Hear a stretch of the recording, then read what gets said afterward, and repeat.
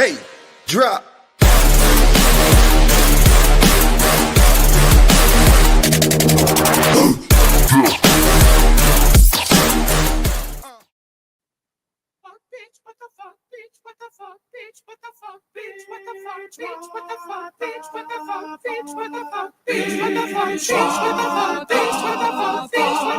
Ain't this some shit? My fucking kids' big Christmas list can't afford it. They'll keep adding till I'm broke. This shit is fucking crazy. They're close to making me file for bankruptcy. Do they think we're fucking xenophobe? Do they think we're fucking xenophobe? Bitch, what the fuck? Psych, what the fuck? Bitch, what the fuck? Psych, what the fuck? Bitch, what the fuck? Bitch, what the fuck? Bitch, what the fuck? Bitch, what the fuck?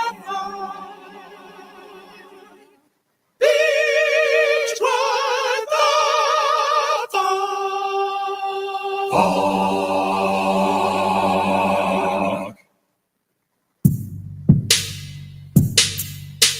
It's time for the best podcast around. Grab a cold one, sit back, and enjoy the show. This is Corner Pub Sports. Hey, this is Jason Myrtetus from 97.5 The Fanatic and the Stick to Hockey podcast. And you're listening to the drunkest, craziest motherfuckers this side of the Mississippi. Corner Pub Sports. Corner Pub Sports.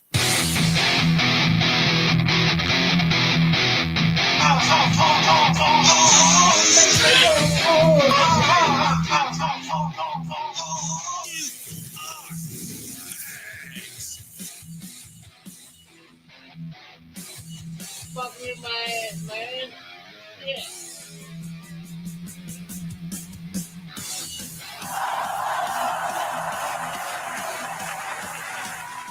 Yo. What's going on, everybody? Corner Pub Sports coming at you here live on a Friday night. We start off with a bang there. We got Dave Lang already checking in live. Festive. Yep, Jamie checking in. If that don't get you in the Christmas mood, nothing will.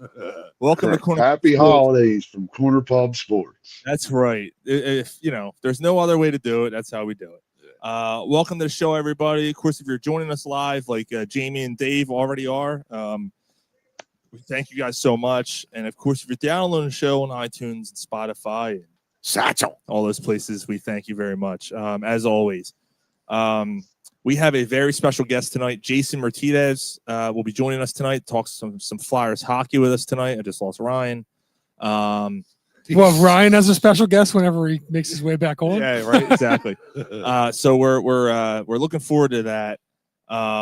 It's always a good time. We haven't had him on in a while, too. Yeah. So there's a lot to talk about with the Flyers right now, and they're playing pretty good hockey right now. And they had a little bit of a rough ending to the game last night, but yeah, I'm excited to talk to Jason. It's been a while.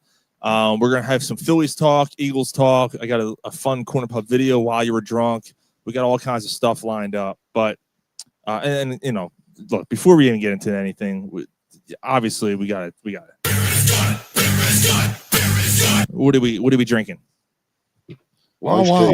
Iced tea. Both of these iced tea. What do you got there, Mike? Damn, I know, fucking. Give your balls a tug, you tent fucker.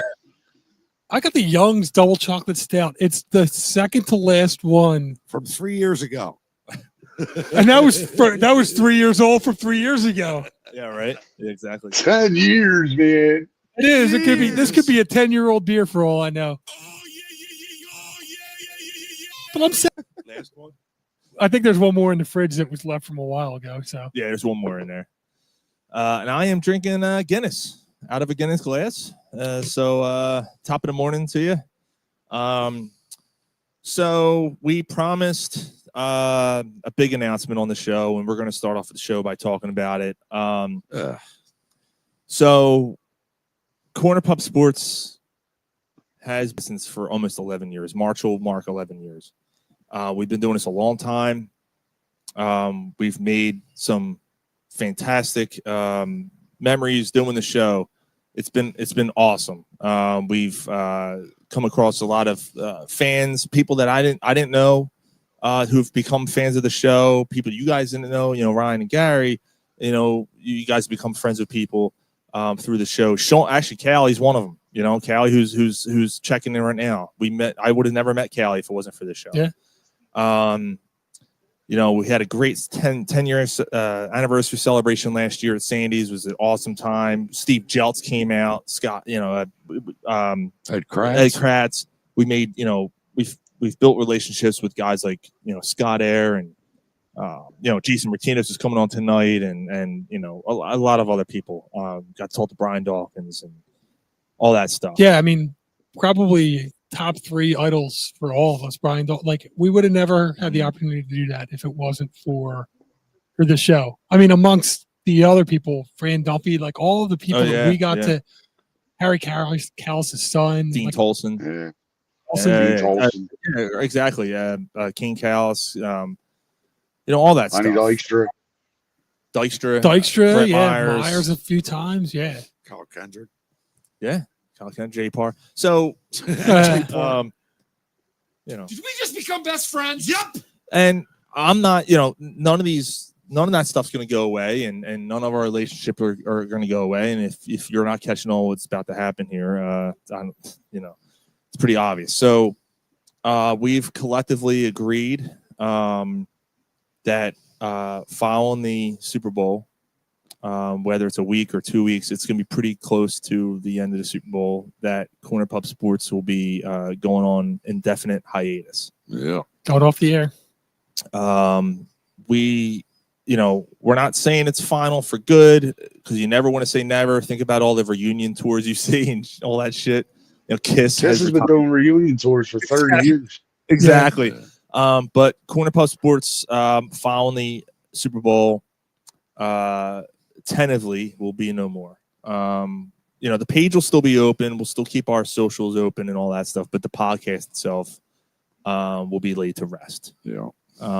We're just, this is again a collective agreement. I don't think we're all 100% on board, but I think it's the right decision. I'm just speaking for me right now, and then you guys can talk real quick. But I just think that we're everything kind of runs its course. I think we've run its course. We don't have the same fire and energy that we had, even 2 years ago doing the show.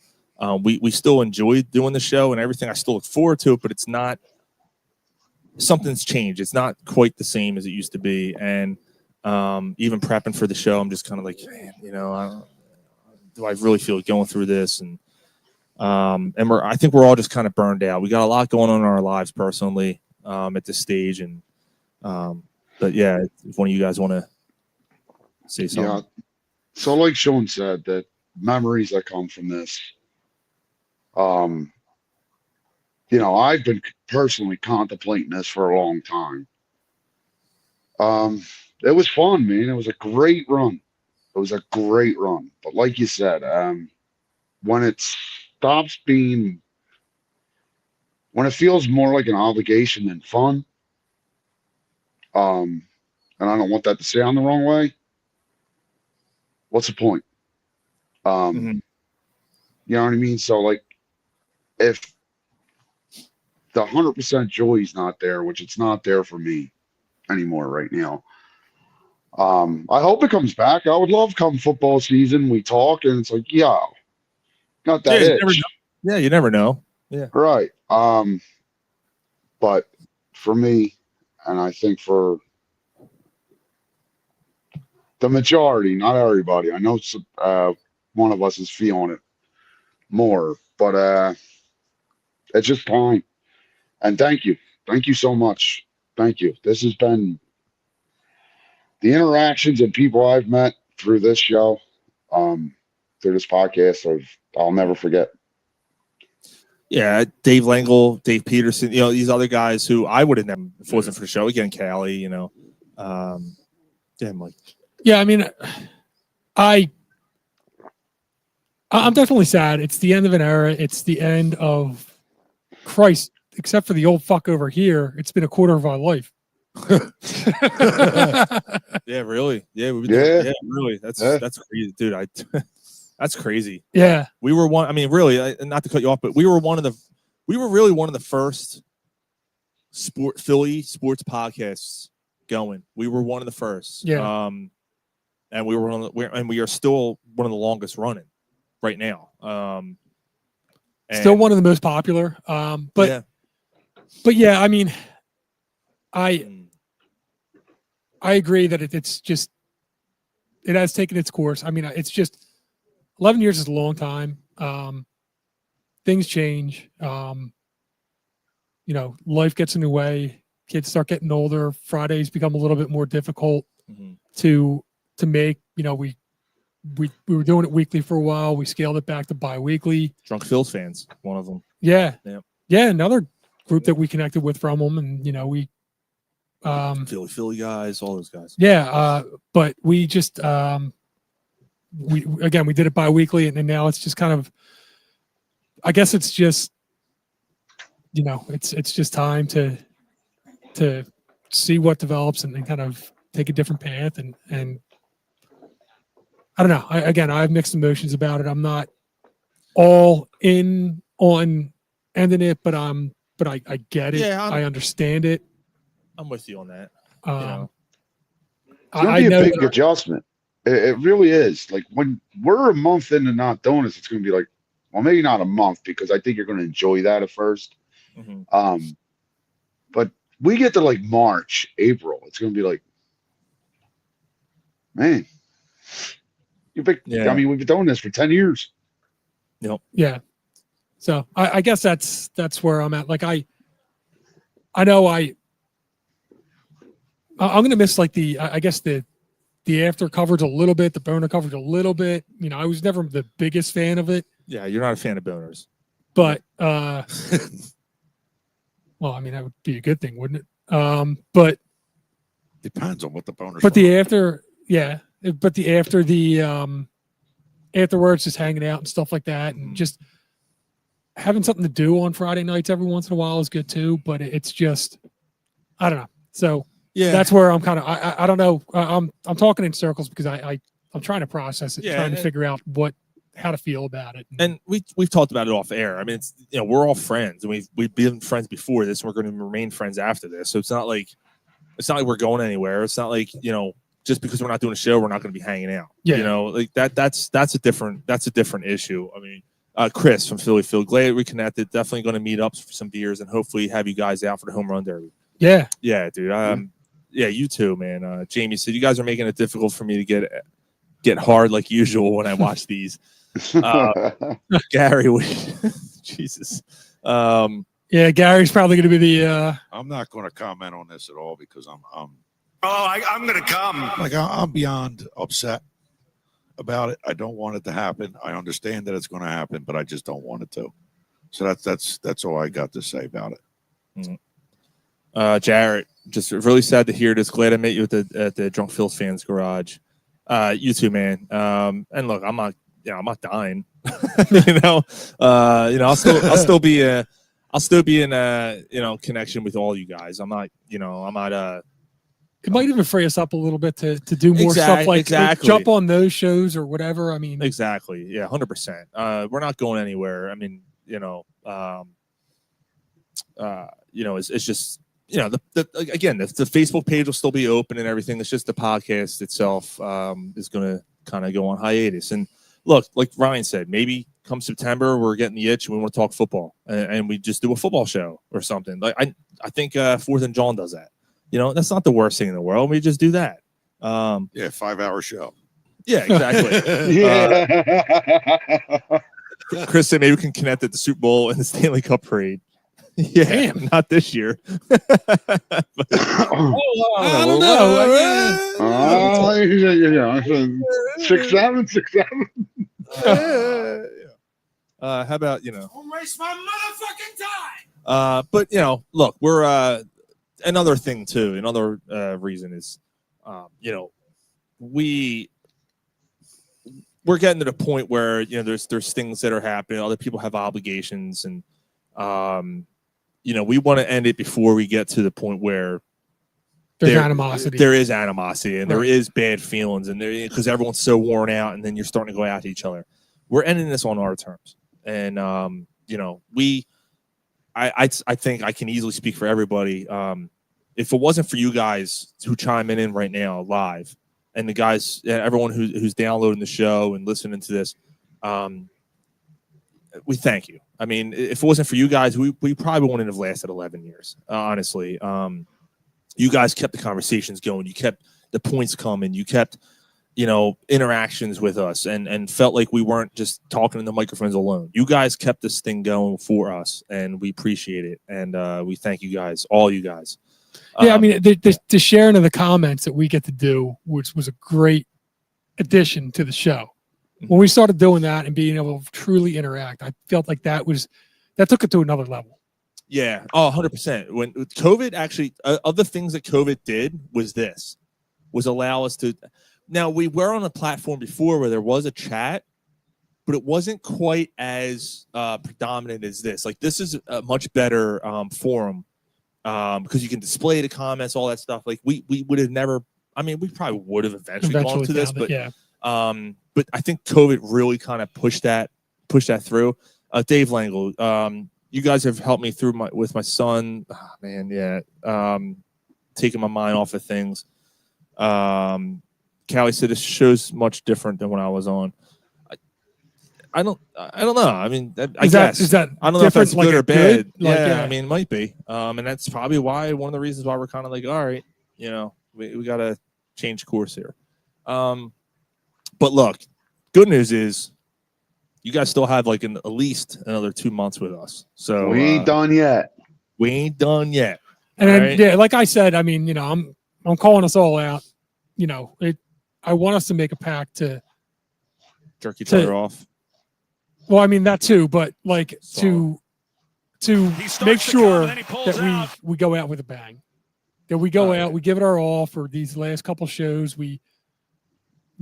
I accept the fact that we're going way off the fucking rails on some of them. If it ends up being a drunken shit show, one of the shows, so be it. Oh, that last one's going to be. Yeah. Yeah, that's going to be a long one. And just show probably up. Take up reservations on your couch now. Yeah. Yeah. Just bring an air mattress. Yeah. So, I mean, I just want us to really kind of go out with a bang. Yep. and like not get back, but burn the fucking studio down. You know what I mean? Yeah. Just enjoy just like what we enjoyed. Like, get back to like, we know that it's going to end. We know that it's not going to be a drag. Let's have fun with it. Let's really kind of do. You may want to take off work. We may even chop lines on the bar. We might do that just to bring back old memories. You may. You're completely out of control. You're crazy. You're completely out of your You may mind. want to take Monday off because you're going to have a 3 Yeah, I'm going to need that rate I'm going at this point. I'm going to need fucking 3 days. I get drunk on a Saturday. I'm not right till fucking Tuesday. Drunk Phil's fan Cena, and now your news. Fuck my life. Callie said it was a good thing. What he meant was a good thing. You guys gotten better every year. Oh, wow. Nice. We appreciate it, man. And he said, I'm never going to be able to wear Mike's headphones again.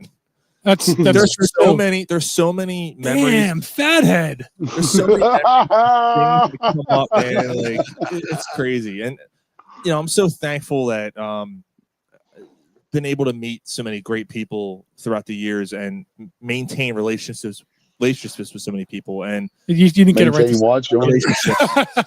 I was actually about to burp. Relationships. I feel like Sean keeps telling me his secret. It looks like he's winking at me. Dude, my eyes still not. My eyes is on. Yeah, it's still not 100%. It's getting there. It's a lot better than last week. It's a lot better than Tuesday. My eyes! My eyes! That was Sean all week. Yeah, literally, that was me on Tuesday. Jay, lots of fun. Mike, my Fridays are nothing now. So, Yeah, well, join the crowd. Remember Alex? Remember Ghostbusters? I remember. You remember? Oh my God. Well, I do. Yeah, member berries were on the show for a while too. Yeah, for a while. So we're about to bring on our guest. I wasn't quite sure what time he was coming on. But I'm glad he's joining us. And we got all that out of our system and made the announcement. He knows what the announcement is. I kind of told him. So. Okay.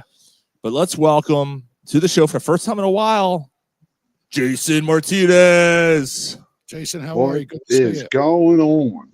What's up, Yo. boys? Everybody hear me all right? We can hear you. We can see you and hear you. What's up, brother? Much, man. What's going on? You guys are hanging it up. We are. Yeah, we are.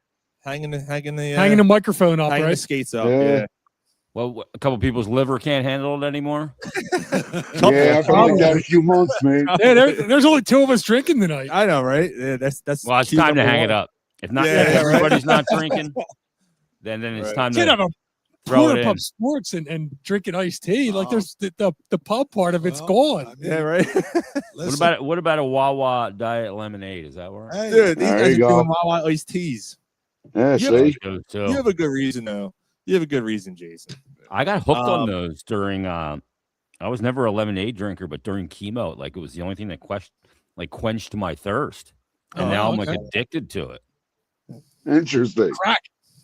Yeah. Wawa crack. Well, Jason, we haven't had you on since your big announcement. And for those who don't know, I mean, obviously Jason was battling cancer, and it was a pretty serious situation. And dude, raise the glass to Mr. Jason Myrtetus. Yeah, congratulations on fighting through it. man. Yeah. Congratulations, Jason.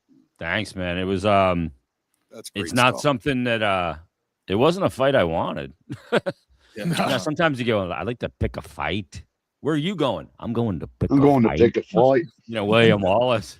I wasn't looking to pick that fight. And it's weird because like when you get it and when I went public with it, like you get so many messages from people and they're like, cancer fucked with the wrong guy, or you got this and blah blah blah.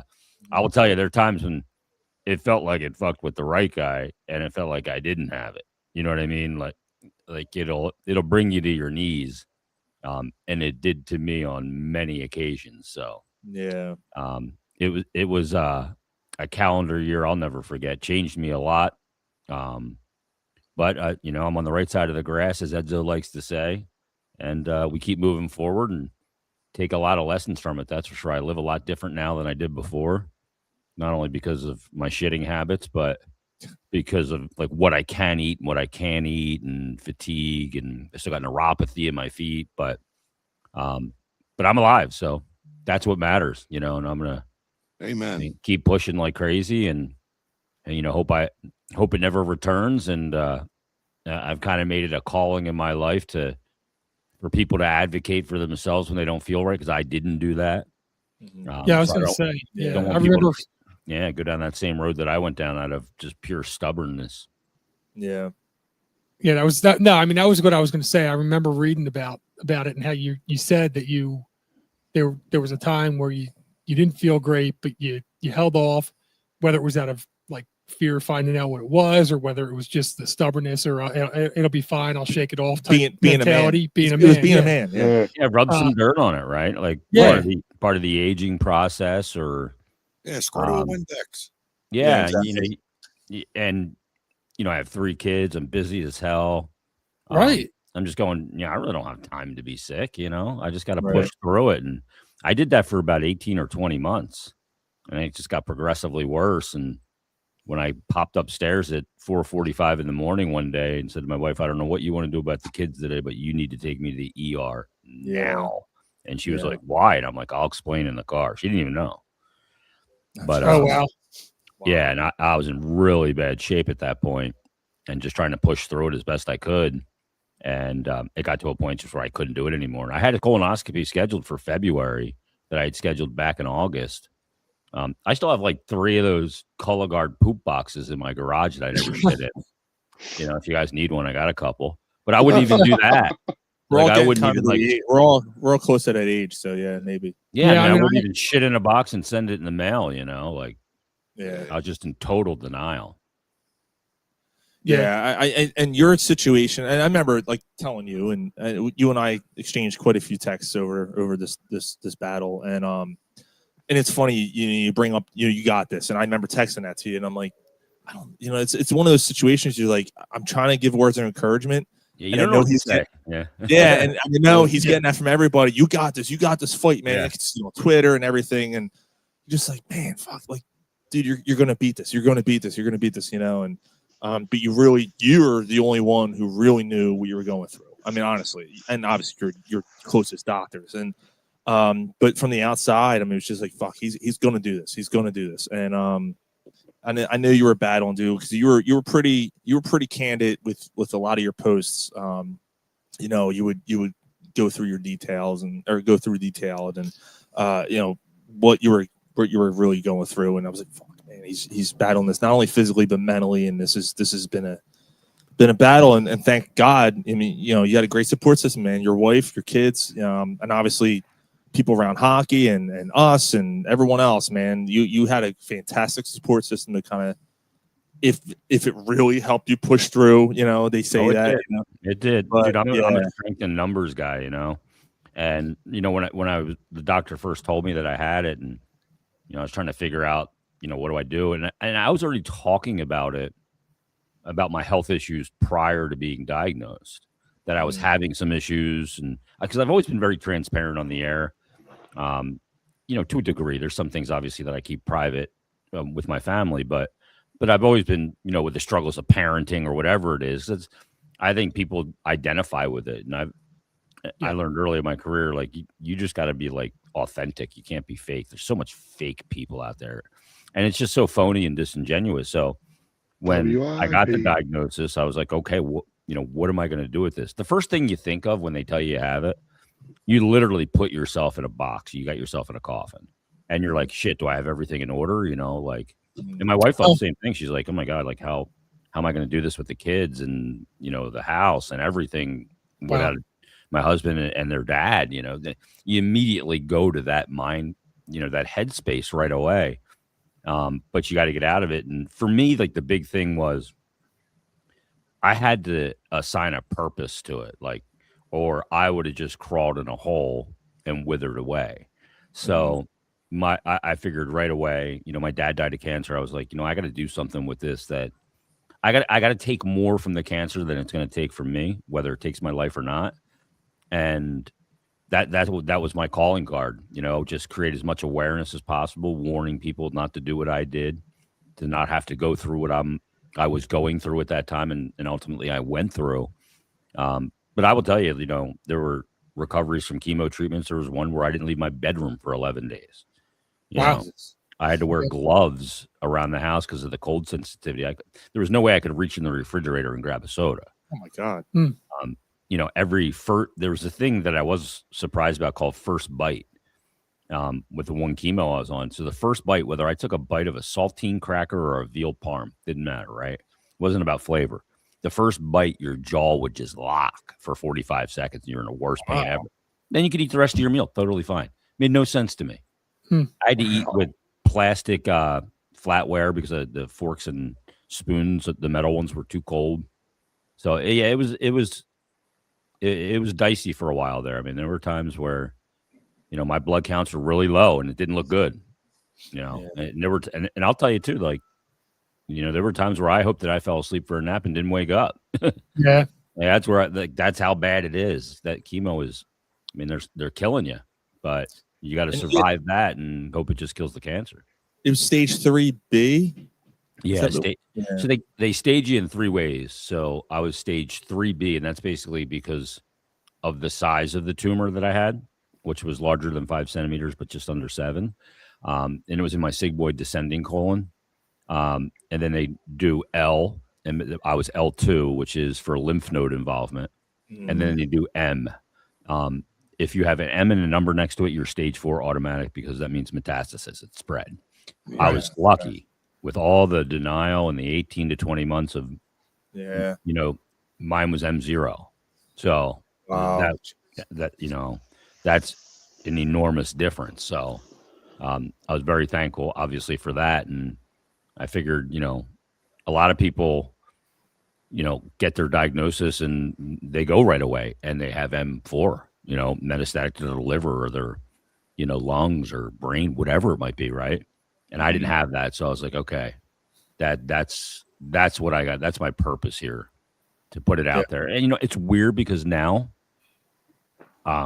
this is you know, when you find out you're clean and I'm cancer free, like, it's really strange, because you would think it's like, you're like, fuck yeah, you know, pumping your fist. Not at all.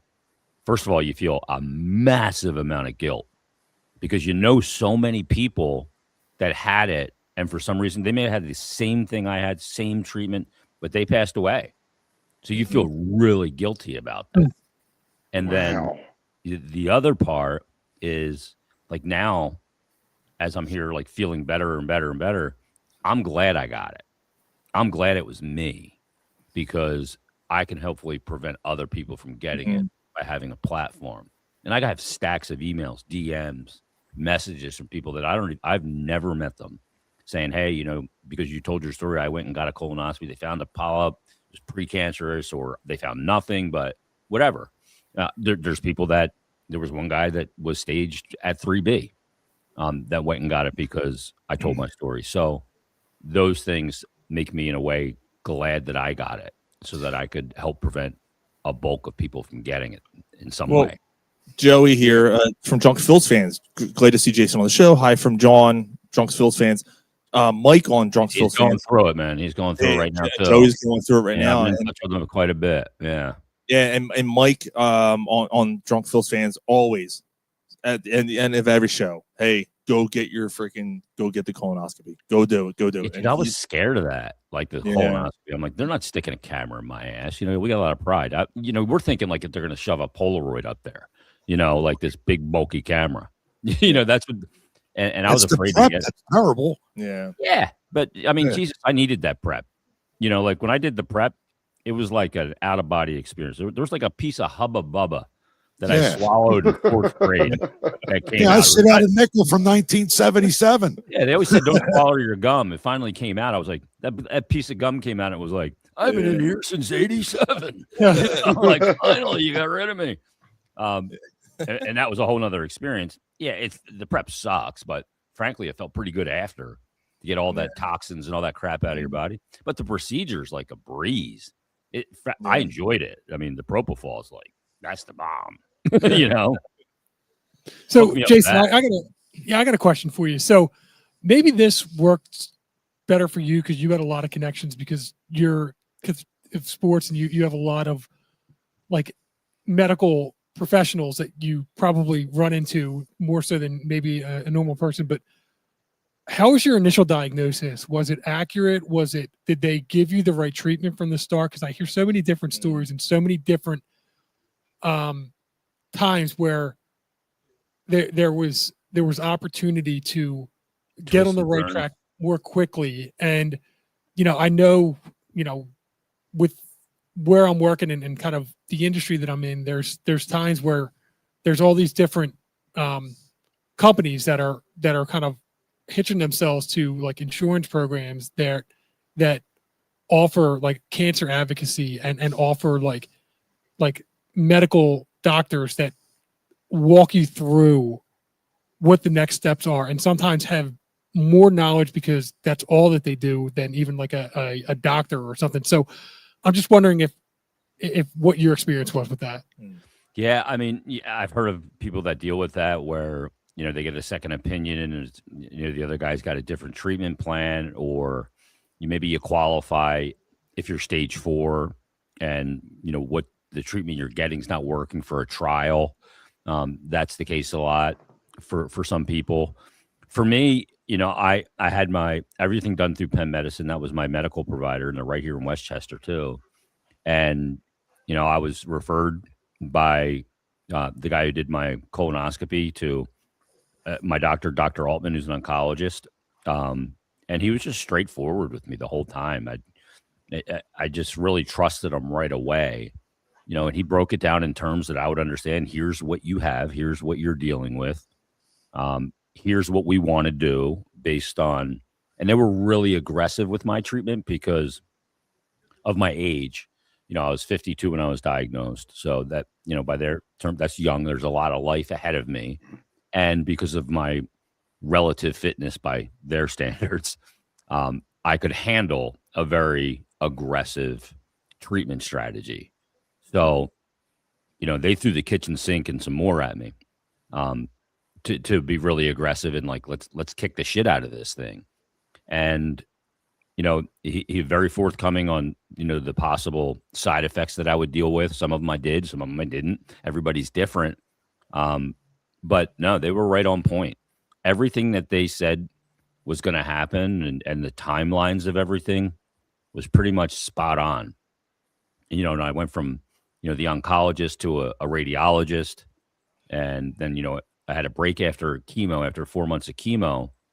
I ended chemo on April 24th. And then about 6 or 7 weeks later, I started a chemo pill, which I took 4 in the morning and 4 at night. And then I would go and get radiation 5 days a week. So that was a whole nother ball game of different side effects and everything. But yeah, they were all incredible. And like the nurses I went to the Abramson Cancer Center outside of Chester County Hospital to get my chemo infusions. And that's where my oncologist was. So I would go there every other Thursday. I would go. I have a port in my chest that they would do my infusions through so they can just kill my veins and me look like a heroin addict. So I would go and they would draw blood and flush my port. Then I would go downstairs. I would meet with my oncologist. Then I'd go back upstairs, wait for a chair, and get my chemo infusion. So I'd get an infusion for about 3 hours while I was there. And then they would unhook me from that, flush the port again. Then they would hook me up to another chemo that I left with. And I had like a little fanny pack I carried around for 46 hours. It's called 5FU. And then a nurse would come to my house on Saturday and unhook me from that. So I was getting, the first one was called oxaliplatin, which is the one that really fucks you up. And then the 5FU was for 46 hours. And when they would come and unhook me, all the steroids and anti-nausea meds were not going into you anymore. So about an hour later, you just be dead, shot. Yeah. I'd be like, okay, yeah, I'm doing the Flyers game today from home at 1 o'clock on a Saturday. She'd unhook me at 10. By 12:30, I'm texting Smitty going, dude, I can't do it. And I would literally sleep from noon that day until 4 o'clock Sunday afternoon. Oh my God. Like get up to piss a couple times. That was about it. And you know, like this was every 2 weeks. Yeah, and that's the part that, and it's worse. Everyone is worse than the one before because it's cumulative. Your body's beat up. Your white blood cells are going down. They're constantly tweaking it, like how much they're giving you of this or that, based on your blood results. But like the first one I got home that night and I puked all over the place. The second one I got really nauseous, but I didn't puke. And then nausea wasn't a problem. We kind of got a handle on that with the medicines that we're changing them to help that. But just, I mean, I don't even know how to describe like what you feel like. Other than the only way I can compare it to anything is like, you know, when you get like the most wicked flu you've ever had and you're sick as a dog, like you can't do shit. And then all of a sudden you start feeling better. Like you're like, oh man, I'm starting to feel better. Thank God. Right. And you're getting better incrementally every day. As soon as I got to that point, I had to go back in and do it again. And then start to feel better again. And then I had to do it again.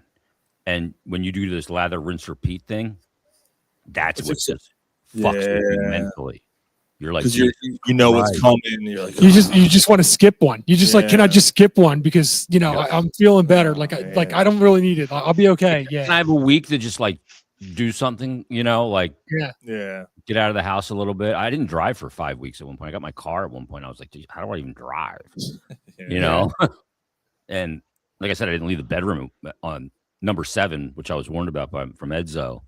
He just said, he called me when I was diagnosed and gave me some advice. And he said, number 7.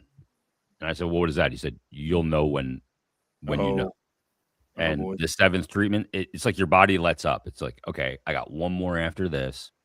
And for some reason, that one just beat the dick off me. I mean, I remember like being on the floor in the fetal position, wanting to die. You know, I literally set a timer on my cell phone for 30 minutes one day, and my wife let me do it, and I melted down. And she wasn't there going, "You're going to be okay." None of that. It was she just let me go. And when the alarm went off at 30 minutes, I said, "Okay, fuck this, back in the fight." Yeah, Jesus. Yeah, Joey. Well, Jason, you sharing your whole journey, man. It was truly inspiring, truly. And well done, man. Well done. Yeah, I'm still dealing with some stuff now. Like, and you know, I get graphic about it. I tell people because like it ain't pretty. Like, there's a lot of people messing with like, what were your symptoms? I'm like, I'm not going to put them out on Twitter, but I'll DM you if you really want it. But it ain't going to be pretty. Yeah, it was. Yeah. And still no. I mean, I'll tell you guys this story right now. I don't give a shit. I got no dignity left when it comes to this stuff. You know, I still have like walls of fatigue and stuff that I hit, but I will tell you that about 4 weeks ago, I was at a Flyers game, had my press meal at 5:00, like we always do with the broadcasters. Went upstairs and watching the first period. There's about 12 minutes left in the period. I'm like, oh, I think I got a shit. And I don't get much notice, and I don't have much of ability to hold it because of all the damage that's been done to my insides from the treatment and the radiation. So I go into the press bathroom, and there's one shitter in there, and somebody's in it. And I'm like, oh, fuck. So I'm like, okay, I can't wait. I got to find somewhere else. So I leave the press box, and I'm going to another one. And I'm going to make it. I'm going to make it. And I'm going, oh, I'm really not going to make it, I don't think. And I get in there, and the shitters are full in there. Oh. And I'm standing there, and I'm like, Oh, fuck. there's nothing I can do now. It's game on. And Oh, I'm like, man. I could literally jack my pants down, put my ass up against a urinal, and just shit in it. But the first thing that goes into my head is, fuck, I'm a public figure. What if some fan walks in here and sees me ass up to a fucking urinal shitting in it? That's why everybody poops. Yeah, not like that. It was like Megan McCarthy and Bridesmaids. This ain't the van. The urinal deuce. Yeah, and I'll tell you, I shit my pants. I bring extra pants and wipes and everything. I had to clean myself up for 25 minutes. Yeah, you're in that position, man. Like you literally had no other option. Yeah, I shit myself on a ride home from a game one night and had to like put my pants in the back. I drove home with my regular clothes on and no pants. If a cop would have pulled me over, I'd have been like, sorry, dude. I ain't like some freak like walking around trying to show my donkey to people. My shitted pants are in the back, you know? Yeah, right, exactly. It's not like you're walking around with them prancing around and, acting like nothing happened. That's terrible, man. Yeah, Shannon here. Jason, thank you so much for sharing your story. I'm sorry you had to go through this, but thank you for fighting and being able to make other people aware. That's my sister, actually. And Joey from Drunk Phil's fans, he has so everything looks good for him so far. He has another colonoscopy on Monday. Doctor says it looks very good. He said he has 4 treatments left and CT scans. So here's glasses up for Joey, man. Hope he for John from Drunk Phil fans. So yeah, he's in the middle of it right now. Yeah, and I know exactly where he's at. And people will message him and probably say, "Hey, man, just checking on you. You don't have to get back to me or don't call me back. Don't worry about it." I was calling everybody back. Mm-hmm. Like, people were like, "Yeah, you didn't have to call me back." And I'm like, dude, do you realize how isolating this is? Yeah. First of all, there's a ton of avoidance. People avoid you because they don't know what to say. Yeah. They don't want to get you sick. They don't know what to say. They don't want to see you like that. I mean, I looked horrible. I looked like the crypt keeper. Mm-hmm. I was like 145 pounds. I couldn't sit on a regular bench. I had no ass. I was like sitting on the bones of my ass. Yeah. Right. And I just looked, I was like gray, no color. And I get it. Like, you don't know what to say. You don't know what to do. So you avoid it. And like, I totally understand it. Don't hold it against anybody. But I would call people back. I talked on the phone more during that time when I was getting chemo than probably like when I was trying to chase tail in high school on the phone, before we had cell phones, So I would call people back and it wasn't talking just about like what was going on with me health wise, just to shoot the shit. Mm-hmm. Yeah. Just anything. Yeah. Talk about anything but what you're going through. Yeah, the best advice I can give people to have people around them, friends, family, whatever, that are going through it is this. Everybody says, what can I do? What can I do to help? The best thing you can do, don't even ask, just do something. Mm-hmm. Yeah. My next door neighbor, I've lived next to him for a long time. He knows every spring I go out there, I weed the beds, mulch them, make it look real good, all that shit. I came home one day and all my fucking beds were done. Didn't even tell me. He paid somebody, came out here and did all my flower beds. Wow. And That's didn't awesome. tell me or nothing. And I was like, that is fucking brilliant. Yeah, that's the stuff. That's awesome. It made me feel awesome because the beds were driving me fucking crazy, but I knew I couldn't do anything about it. Right. I didn't have the strength. So yeah, just, don't even ask. Just drop off a meal or whatever, pop over and just hang out. Because a lot of times when you're sick, everybody treats you like you're sick and you don't want to be treated like you're sick all the time. So that's one of the big things. Chris from Philly mentioned earlier that he was, basically saying, congratulations on the way. Well, maybe congratulations is the right way to say it, but like, it was really cool what the Flyers did for you, doing the puck drop. You shared with me the video, of the kind of behind the scenes leading up to it, which was awesome. They, again, like I said to you, they do such a great job. They are such a world-class organization, especially when it comes to things like this. And they completely 100% nailed it with one of their own with you. And what was that whole experience like for you, man? Because I know it had to be like rewarding, but at the same time, it probably felt a little weird, maybe. Yeah, totally. Yeah. I mean, like I said in the one video when they did the pre-interview with me, I'm like, if you would have asked me a year ago, like, would I be here doing this? Of course not. Like, I wasn't diagnosed yet. And I wasn't allowing the C word to come into my, into my subconsciousness at that point. I was saying like, I probably, maybe it's Crohn's or maybe it's ulcerative colitis or IBS, getting older, whatever, bacterial infection. So I wasn't there. But when they called me and asked me about it, they said, it's coming up in about a month, and we're talking about what we're going to do and who's going to drop the puck, and organizationally, we want you to do it. We'd like to ask you if you'd be interested in doing it. So I said, okay. I said, well, let me think about it. Yeah. Yeah. I said, yeah, absolutely. I'd be honored to do it. And it was surreal to be in that spot. And, just kind of like, that's why I wanted my doctors out there with me. Like I was going to bring my family out, but I'm like, I want them to experience it from in the building kind of thing.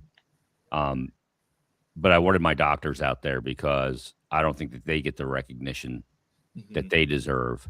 That's really cool. How they do that job. Like, how do you do that job? I mean, come on, dealing with people at their worst, and they were so graceful and, provide you with as much dignity and information and expertise as they can. So I wanted them out there with me, not to mention they're huge Flyer fans too, but it was a really surreal experience.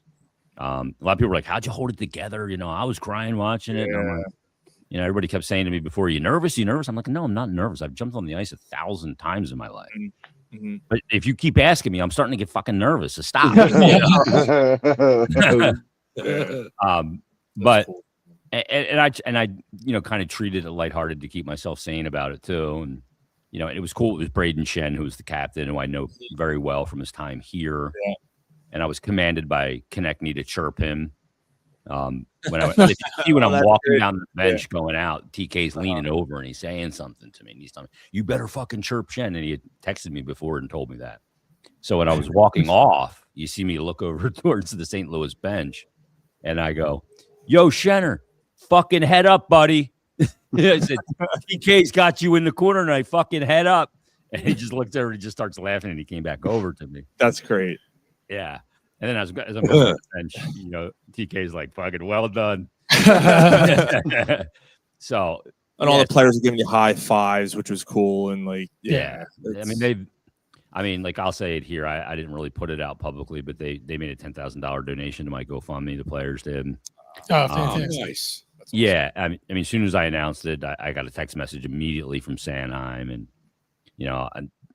an hour after I announced it, I was in the grocery store and I get a phone call from Dan Hilferty, whatever you need. He worked in the medical field too. And, Danny and Jonesy, who I've known forever. Just everybody in the entire organization was so cool. Because, I had to tap out a few times. There was times where I was planning on doing the game from home and I couldn't because I just didn't have the energy or, I was just too sick or I had to tap out of some pods. And they worked with you, right? Like they were 100% totally cool. behind. Yeah. Yeah, it was their whole thing was whatever you do, just concentrate on getting better.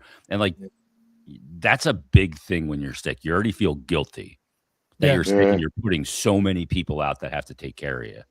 And, you're worried about your job and the things that you do to put food on your table. And they made that not a worry, which was enormous. That's huge. Yeah, that's huge. And then the other guy I gotta mention, You're not here anymore, but it's Torts. Torts, yeah. Who I don't know why he and I got along the way we did. I really don't. From the first time when he first got hired, I sat down with him for a sit-down interview for about a half hour, and then we talked for an hour after. I don't know. We just jived right away, and I did a podcast with him. And every week I would get a text from Torts every week, but it wasn't like, "Hey man, like hang in there, keep pushing." It was, "You got treatment tomorrow?" And I'd be like, "Yeah." And he'd be like, "I better not hear that you fucked it up." Like he was hard. Yeah. Like, go in there, you better not fuck it up. Yeah. And for some reason he knew that was the way maybe I needed to be coached hard or something, and I talked to him 2 weeks ago. He called me out of the blue, still checking on me, That's Yeah. awesome. and having that support from him who I admire so much too, was huge for me.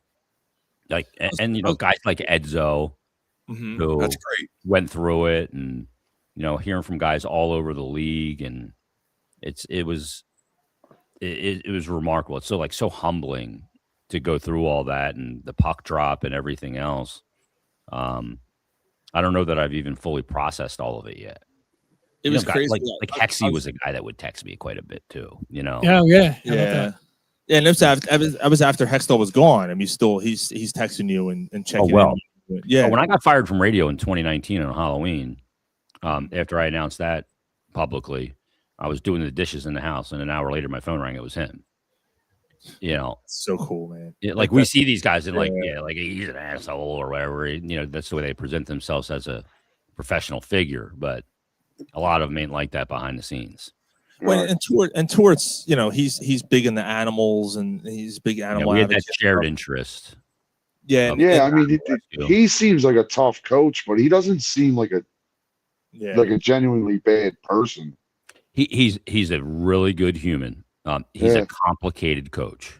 Right. That's the best way to put it. He's got some old habits that die hard. He has evolved, but he truly cares about his players and the people he works with and that are around him. And I felt it all the time. I told him the other day, I said, "So what are you doing? Are you going to coach again or what?"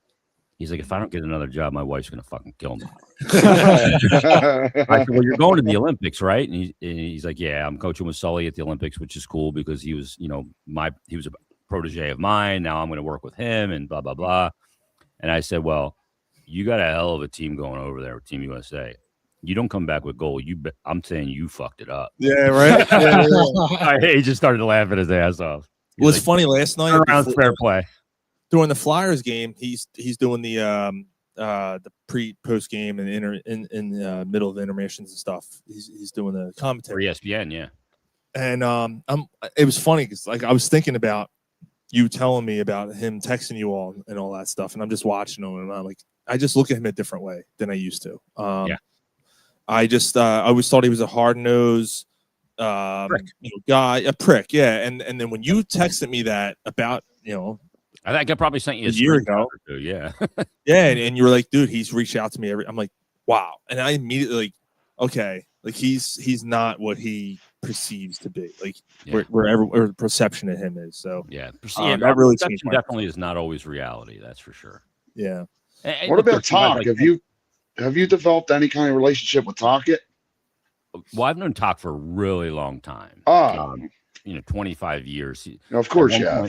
When he was in between jobs, he was when I was running WIP. He was coming in and doing some shows there, worked for me. So yeah, I've known him a really long time. Did some TV with him back in the day, like in 2010. I think we did a bunch of TV stuff together. So yeah, I've known him a long time. Yeah, he's a great guy. Salt of the earth, and I just interviewed him 2 days ago, and we started out the interview, and that's the first thing he brings up. Be like, hockey fights, guys, I think was great. I said, "Did you hear my message when I was coming back through the line?" He goes, "Yeah, I heard it. Way to put the pressure on me." Because I said, "Boys, I expect nothing else but a fucking win tonight." Yep. He goes, "Yeah, I heard it. Way to put the pressure on me." So he's great. He's a good man. The players are definitely responding to him. That's for sure. Yeah, they are. There's no question about it. They've really bought in quick to what he wants to do, and it's big departure from what they were doing. So you got to get that buy-in first, and guys willing to, like structure in hockey is one of those things and systems. Like people go, well, it's just a system. No, to a coach, it's religion. Like you can't live in the religion all the time because the sport is a flow sport and there's variables. But there's certain things you got to do all the time. Mm-hmm. And those guys have really bought into it. So, Jason, do you think that they needed Torts to kind of transition them to somebody like Tocchet? Absolutely. I think that his role in this rebuild eventually by most fans will be recognized for how important it was, because the organization at the time under old leadership, and we know, Dave Scott, Valerie Camillo, and a lot of the old traditions went out the window. And what Toc did when he came in, like there was something I heard after Keith Yandel's season here. He was on Spit and Chicklets after that, and he was asked about his experiences of his year in Philly. And he said it was the most fun I ever had playing in the NHL. I think they won 26 games that year, and it pissed me off to no end. I sat there and said, you should have been fucking miserable being that bad. They finished like 7th or 8th, and they sucked. Yeah. And he had the best time of his NHL career. I go, there's something really wrong here. So Toc came in, and what he did is, I say, he just walked around with a full-length mirror, made everybody look at it, made everybody accountable again, have some freaking pride. You know what I mean? He reinstilled he called it a standard, but he reinstilled an accountability factor. And what he did was, it wasn't accountability for some, it was accountability for all. And it didn't matter how long you played, how good you've been, how much you're getting paid, none of that stuff. It was accountability is for all, or it's for no one. And he stuck to that. And that was a huge, important step to getting this thing moving in the right direction now under Jonesy and Danny, to bring this thing back the way it was supposed to be. Should have never left. It did. It takes a long time to build something. It doesn't take long to knock it down. Yeah. They're playing hard for him. There's still some things Brazilian bastards, ain't they? Yeah, 100%. Oh yeah. Oh yeah. There's still some things that they're kind of like making you want to, questions things like their power play. It's improving, but they're still not great at the power play. That'll come. Optically, it looks way better, right? Yeah. Last year you see it, and I needed one of those old airplane barf bags. I was like, Jesus Christ, what is this look like? Pee-wee hockey. Like they can't even get in the zone and get set up. It was so bad. I mean, even last night though, I think they only mustered one shot on the power play and 3 chances. I think they had something like that. But you got to realize this: teams now in today's NHL, and this goes both ways, are defending the middle of the ice so much better, and teams aren't shooting from the outside anymore because they're just cookies for a goalie. That's why you see shot volume way down, and it's also why you see save percentages 4 or 5 years ago. The top guys at 925, 930. League average is 895 now. Yeah. For save percentage. Why? Because they're not just throwing cookies at goalies anymore because it's dumb. It just kills plays. It's about high danger. You got me saying, shoot the puck. Yeah. Shoot. Well, sometimes that's not the smart play. Like Kevin Hayes would take so many ill-advised shots. You'd have a team hemmed in, then he'd be on a sharp angle and throw it into the goalie's glove. Then face off. There's all you go to face off. Right. Exactly. What are you doing, dude? You got to up the IQ of the shot. If you're going to take that shot, you can't put it in his glove or his chest. You got to POP him, put a puck on pad, pass off the pad. The way to create goals, clear-sighted shots are stopped about 9.98 save percentage. High danger, 855. Cross ice pass below the dots, one-timer. That's like a 790 save percentage on those. That's just a way harder save for a goalie. He's got to move. You got to open up. There's a lot. Not all shots are created equal. So do you think? I'm sorry, Mike. Do you think that's a part of the reason why the Flyers, like their defensemen, and I was going to ask you this anyway. It's a perfect segue for it. Defensemen. I think they're one of the last in the league in defenseman goals.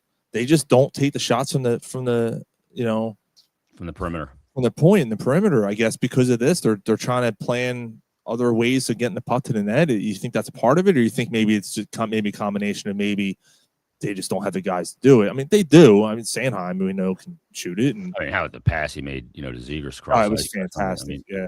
Phenomenal play. But like he had three options there. So he's migrating to the left side of the ice as a left shot, right? He gets probably 2 feet from the boards, 4 feet above the top of the circle. He's got Tippett net front being defended by a Vegas defender. So that's we'll call it the layered screen for a goalie. Makes it way harder because to look around, it's more mass. And you want to shade to the short side in that situation because that's the shortest route from where the puck is to the back of the net. And there's more traffic in the middle, less of an opportunity for the puck to actually make it to the net. Then you had another guy, you had Konechny, who was in the mid-high slot with another Vegas defender. And you had the backdoor play, which developed for Zegras. What's the highest percentage scoring chance? The backdoor play. You got to thread that pass across to do it. The layered screen, decent opportunity, and maybe a rebound for either Tippett, Konechny, or crashing on the weak side from Zegras, or the cross ice pass to Zegras for a one-timer into a yawning net, which is what happened. So, yeah, they're much more fantastic, though. That pass was disgusting. On the money, yeah. And, I don't know that he saw him because he didn't pass to a stationary target. He wasn't there when the pass was shot. He passed it to a spot where he knew Zegras was going. How does that happen? That's coaching. That's something they've worked on. We got to have the weak side guy driving the far post. Sanheim knew it, do it to the spot. Zegras was there and pounded it. Anticipate where the shooter will be. Zegras is one. I mean, honestly, in the past few years, Zegras has been one of the best signings they have made in a long time. I mean, honestly, what they gave up for him. I mean, yeah. I mean, I can find you 38 Ryan Palings at Walmart. You know what I mean? Like nothing against Pales, but to get a guy with it's his a steal. skill set, and he just needed to change his scenery. Dude has bought in here like you wouldn't believe too. I had preconceived notions of him. He was in Anaheim. I didn't see a ton of him. I knew he was a highly skilled player. I thought he was also, an Instagram player, all sizzle, no steak. The only thing I knew about him was the shootouts. That's the only thing I knew about him. Yeah, was that the wizardry, right? Right. But what I see in him now that I see him day to day close up, I see a very willing defender, a guy who will defend in the D zone. Not going to be a great defender ever. It's not his game, but a very willing defender, a deft passer, and a guy that is not afraid of big moments at all, which is why he is 68% in his career in shootouts. Yeah. And he's got an arsenal of moves that are disgusting. You don't miss. Yeah.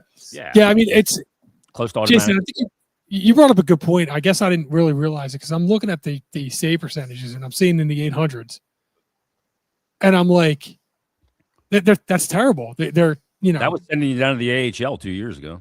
Right. And that's what I'm looking at. And I'm like, and I'm looking at the Flyers. I'm like, well, why are we excited about this guy? Like, oh, he's standing on his head. It's like he's got an 800 save percentage. And like, knowing 895 is average, that says a lot. You'll have an outlier like Hellebuck last year. It was 925, right? That'll be an outlier. But the average now is going to be below 900. And it's going to be interesting because goalies are used to volume. And the goalies that can I will tell you guys, it's harder to play well as a goalie when you see 19 shots in a game than it is to see 33. You go, you get into a rhythm. Yeah, you're touching the puck. You feel more connected to the game, and you get those cookies that are just confidence builders. You don't see it like Vladar in the game against Vegas. He sees 3 shots in the first period. The one they score, though, is a breakaway. He stopped the third shot of the period was another breakaway that he made a save on.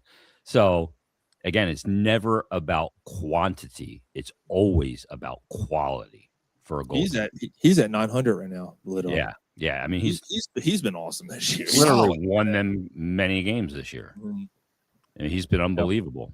since he got that hip fixed, his lateral movement is so much more explosive. Like how good he is low. Like you saw the save he makes low with his right pad on Eichel on a pass out of the corner, and then a low to high play from Eichel to Barbashev, a right pad save. You know, those are low to high plays are a nightmare for a goalie because you're looking back, you don't know what's back there and where he's going with it. Mm-hmm. You got to react quick, and he's been right on it. His play reading's good. He uses his size to his advantage, doesn't take too much ice.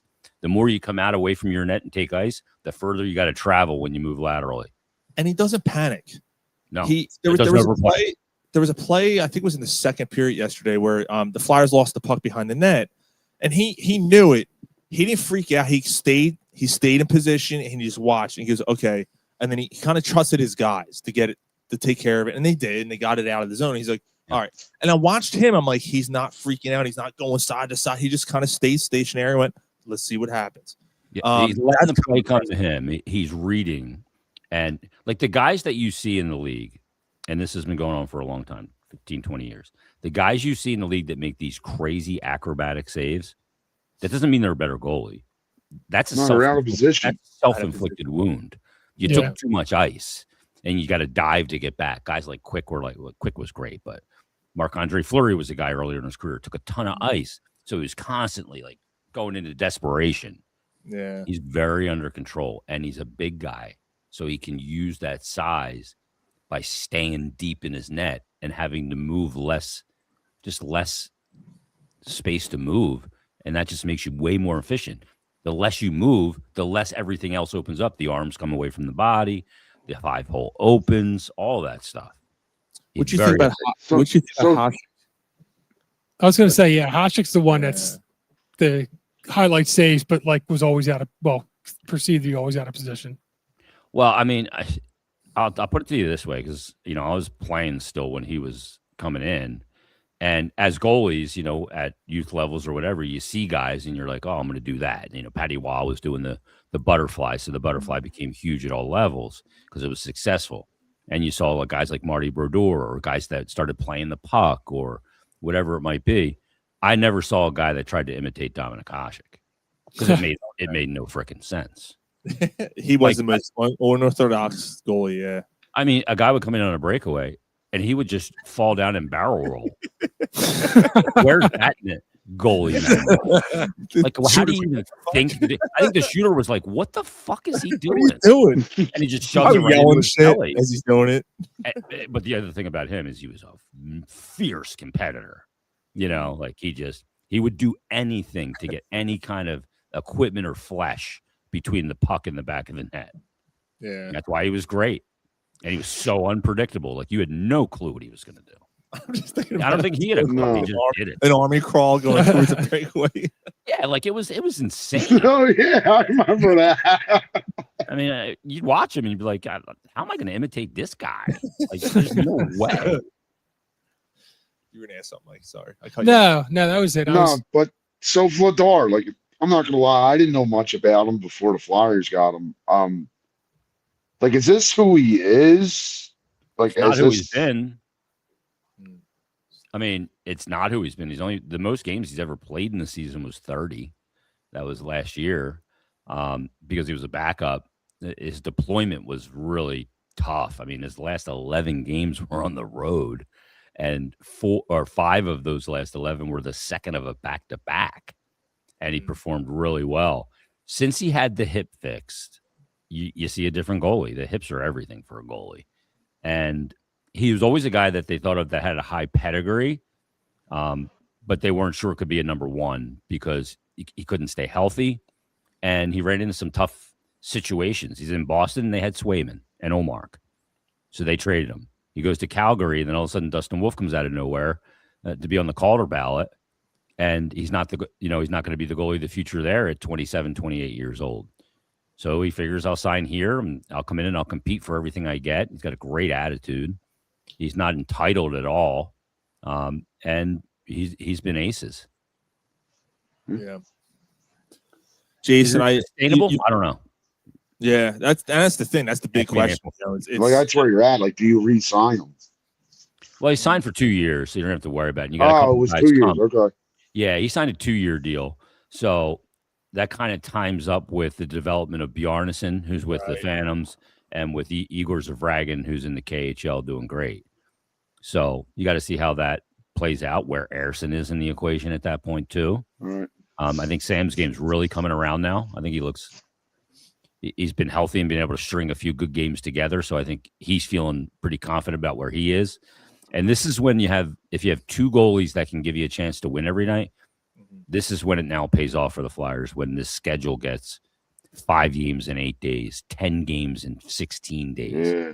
When you can roll that, a lot of teams I was going to say they have they have less games played than a lot of the. They had like a 3-day break, a 4-day break, and another 3-day break. I'm like, geez, let's get on with this shit. Like, what are we doing here? They've also had a lot of home games. Yeah, 2 more home games, and they'll be halfway through their home schedule already, if you can believe that. Yeah. Oh, wow. Crazy. Saturday and then Vancouver. Yeah, but then they got that damn Disney on ice break that the Sixers and Flyers are going for, a month straight. Yeah, they're not going to be. They're not going to California for that trip this year. They're actually going Vancouver, Seattle, Edmonton, and Calgary. So they're doing the Manitoba Clipper. Close enough. Manitoba. No, it's worse. Yeah. It's worse than California. So it's April. Where are the Flyers in your opinion? In April, they're going to battle for a playoff spot. There's no doubt about it, because I think some of the teams are going to fall. I don't know if they're going to free fall. I don't see that, barring injury, obviously, because they do have talent. And, despite what Konechny with the awful turnover last night, he's a talented player that's going to be productive. He's going to make mistakes. That's just. I don't think he knew he was behind him last night. I think he was, because the way he was just trying whiffed. to.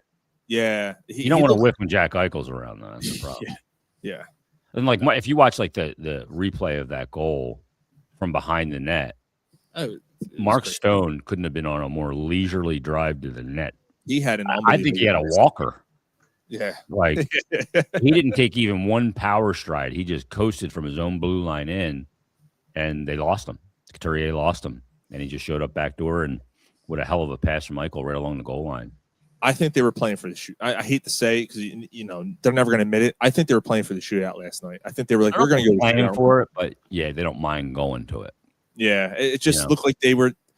Konechny to me looked like he was like, I'm the only one on the ice right now, and then gave that up, and it was like, shit. Well, that's the problem with the 3-on-3. Like he wants to recoil to get fresh legs out there, because you don't want to get caught out and long with all that ice to cover for just 3 guys, and it's a common practice. But he just went to make a little chip pass, and he whiffed on it on bad ice. I mean, the ice is another tired. question. So Quinn Hughes got traded to Minnesota today. I know, son of a bitch. Yeah. I was on the thought process of I don't think the Flyers were ready to make that kind of move. Why? I feel they should let this year play out. They're going to have more cap space at the end of the year, and see where they're at, see where this year goes. I just don't think it was a time to give up. Be available next summer. There's always somebody available. Yeah, but not Quinn Hughes. Yeah, the second best defenseman in the league. What did they trade? What got traded for him? Minnesota traded. They sent a hell of a package, and I mean, this is the tough part when you look at it with what Minnesota gave up. They had something the Flyers couldn't give, and that was an NHL center. So that's where Rossi is in on the deal. Marco Rossi's part of it, part of the deal. So they give up a 2026 first, Minnesota, Marco Rossi, Liam Ogren, and that defenseman that the Flyers passed on, Zeev Buim. Okay. To get Quinn Hughes. And they don't even know if he's going to extend there after next year. Right. That's a lot. It's pretty obvious that he prefers the East Coast, so that's a big package. And there's a tipping point. Like you always go, well, if we get the best player in the deal, we win the trade. Well, how'd that work out in the Herschel Walker deal? Or how'd that work out even in the Lindros deal? Yeah. He was the best player in the deal, but Peter Forsberg's in the Hall of Fame, has a couple of cups. Yep. You know, Forsberg was probably the better player, not at the time, but over the career, you think Forsberg was better? Not as dominant. No, it wasn't better. Lindros was generational. Forsberg wasn't, but Forsberg was great. Yeah. I guess I just kind of, didn't see him enough when he was in Colorado, and just looked at the Cups and like get to play nice. He had a lot of injury issues too with the foot. And, yeah. But yeah, he was a great player. So Jason, you've been on with us for an hour. I don't want to keep you all night, man. I got one more for him. Yeah, go ahead. Yeah. So I mean, we talked Flyers and your battle and stuff, but you're a Philly guy. What's quick synopsis of your thoughts on the Eagles? Yeah, I did radio today with John Marks. Which is great. I heard you. Yeah, and we were talking. I have such Jalen Hurts fatigue, because the conversation because like we're so reactive to the national media. Yeah, you know what I mean. Like they say something, and we have to react to it, and I'm just so disappointed in sports radio in general.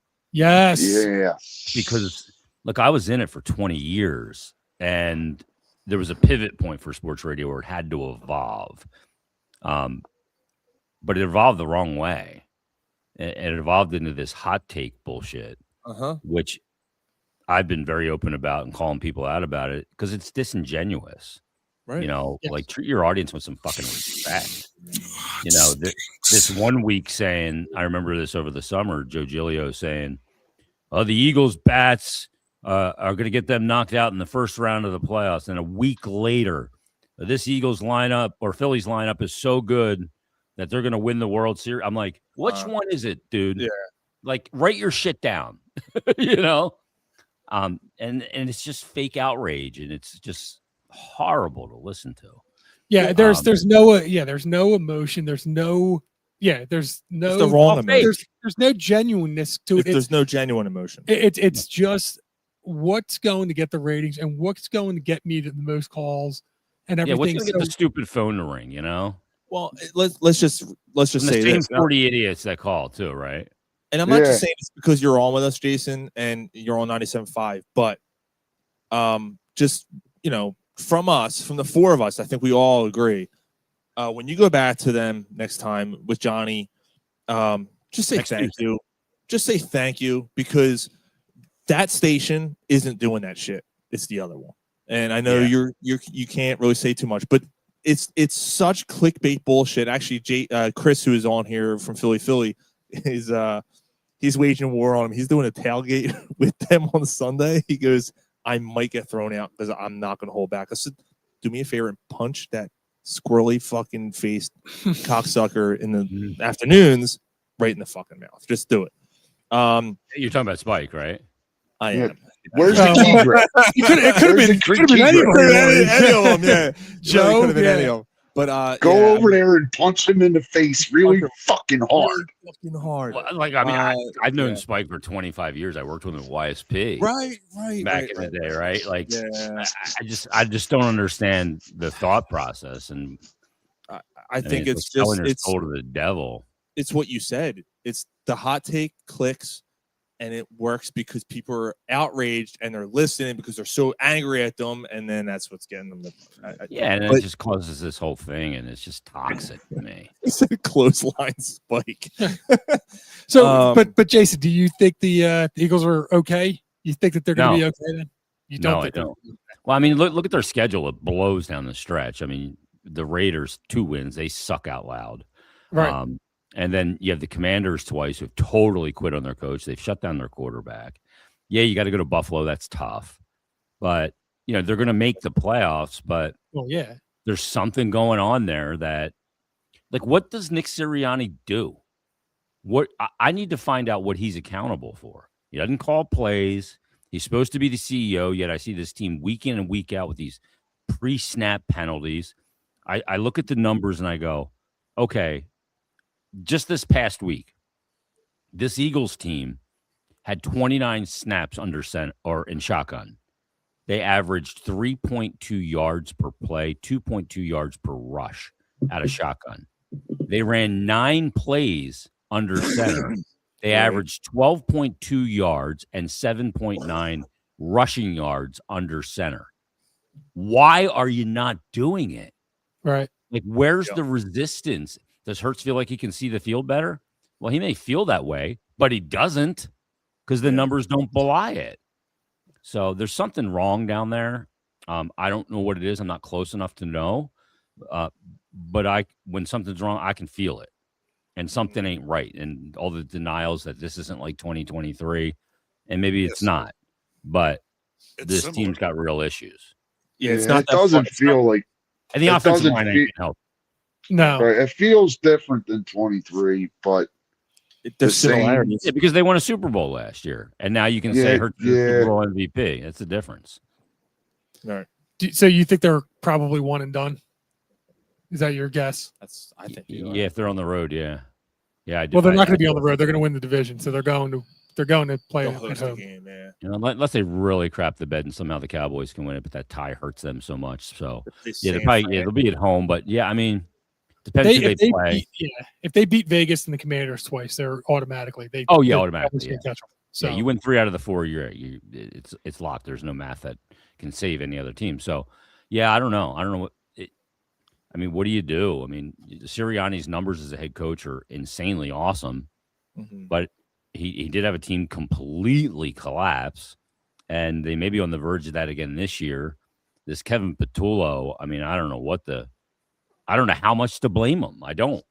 Yeah, it's hard. A lack of creativity, and I don't know. I mean, I spent times at both stations. I spent 12 years at WIP, and I think 8 or 9 at the Fanatic. So I've seen it from all sides. But I will tell you this: that when I was at WIP, we weren't doing that shit. Angelo was to some degree. That was more of an act, but not to the degree that they're doing it now. Well, I mean, even now, it still is more of an act, right? I mean, it is an act for those guys. Absolutely. Whatever. That station is unlistenable. Yeah. It's become an embarrassment. I mean, they still get ratings, but I mean, geez. Yeah. It's just me. I mean, honestly, go back and just say from us, like, thank you. Like, thank you for not doing what they're doing, because I refuse. Like when Harry and I did the show together, like we didn't sit there before the show and go, okay, I'll say this, you disagree, and this contrived crap. He and I would just figure it out as we went. And like the comment we would always get was like, listening to us was like listening to 2 guys like bullshitting at the bar having a beer. 100%. It was my That's favorite. what we do every week. That's the point. It was my That's favorite. what sports is all about.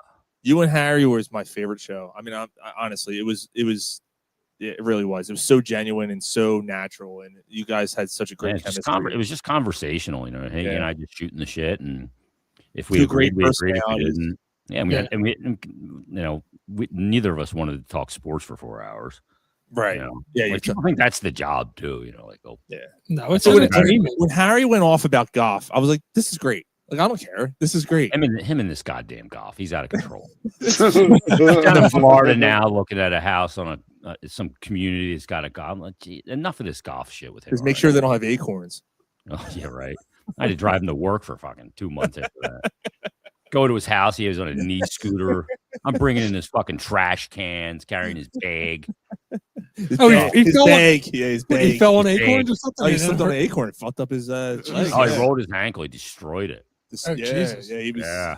Yeah, he was walking he off was more, 7. He was more upset because he couldn't golf than he was about the car. Yeah, he'd be like, "I'm gonna go and try and hit balls." I'm like, "No, you're not." I'm like, enough with this golf. He's always giving me shit about the hockey. He's like, "Geez, hockey." Jeez. Yeah. Jeez. Oh, you know how many of those I've gotten from him. I'm sure. Well, Jason, like, what are you doing tonight? I'm like, well, I got a game tonight. He's like, jeez. I sent him a picture last night of me walking in the players' entrance. We had a huge argument on the air. He's like, you go in the players' entrance? I go, yeah, that's where I park. That's the first way to go in. He goes, but you're not a player. I go, but yeah, that's where I park. That's where I walk in. He goes, but you're not a player. You're privileged. Go But park with the I go in regulars. through the players' entrance. And he's like, we just went at it forever about that. It was absolutely classic. And then one more Harry story. We got a new program director after Nahagian left. And this guy brings us in for a meeting one day after the show. And he's like, I want you guys to take more phone calls. And I'm like, yeah, the data doesn't really support that, EJ. Like people tune out when they hear it. My thing was, every day we start the show, I pull my Maserati out of the garage. Why am I going to hand it to Bob from Allentown to crash my Maserati into a wall? That's what he does for the show. And he's like, well, I mean, WIP takes a lot of calls, and just trust me on this. We need to take more calls. So whatever, meeting wraps up, we walk out of the office, and Harry walks out, and he just stops and looks at me and goes, if you have to tell me you know what you're doing, you don't know what you're doing," and walked off. I mean, that was it. I mean, he's 100% right, man. Yeah. 100% right. That's. I love working with him. He's a great guy. Yeah. We've never got the opportunity to talk to him. I've always been a huge fan of him. Is he going to go see the Eagles at the Sphere, or did he go see the Eagles at the Sphere? I don't think he went to the Sphere. No, he drugged me to an Eagles concert. Okay. At Citizens Bank Park. We made a deal because I never saw the Eagles. I wasn't a big fan. Was that when James Taylor opened up? Yeah, Yep. I was there.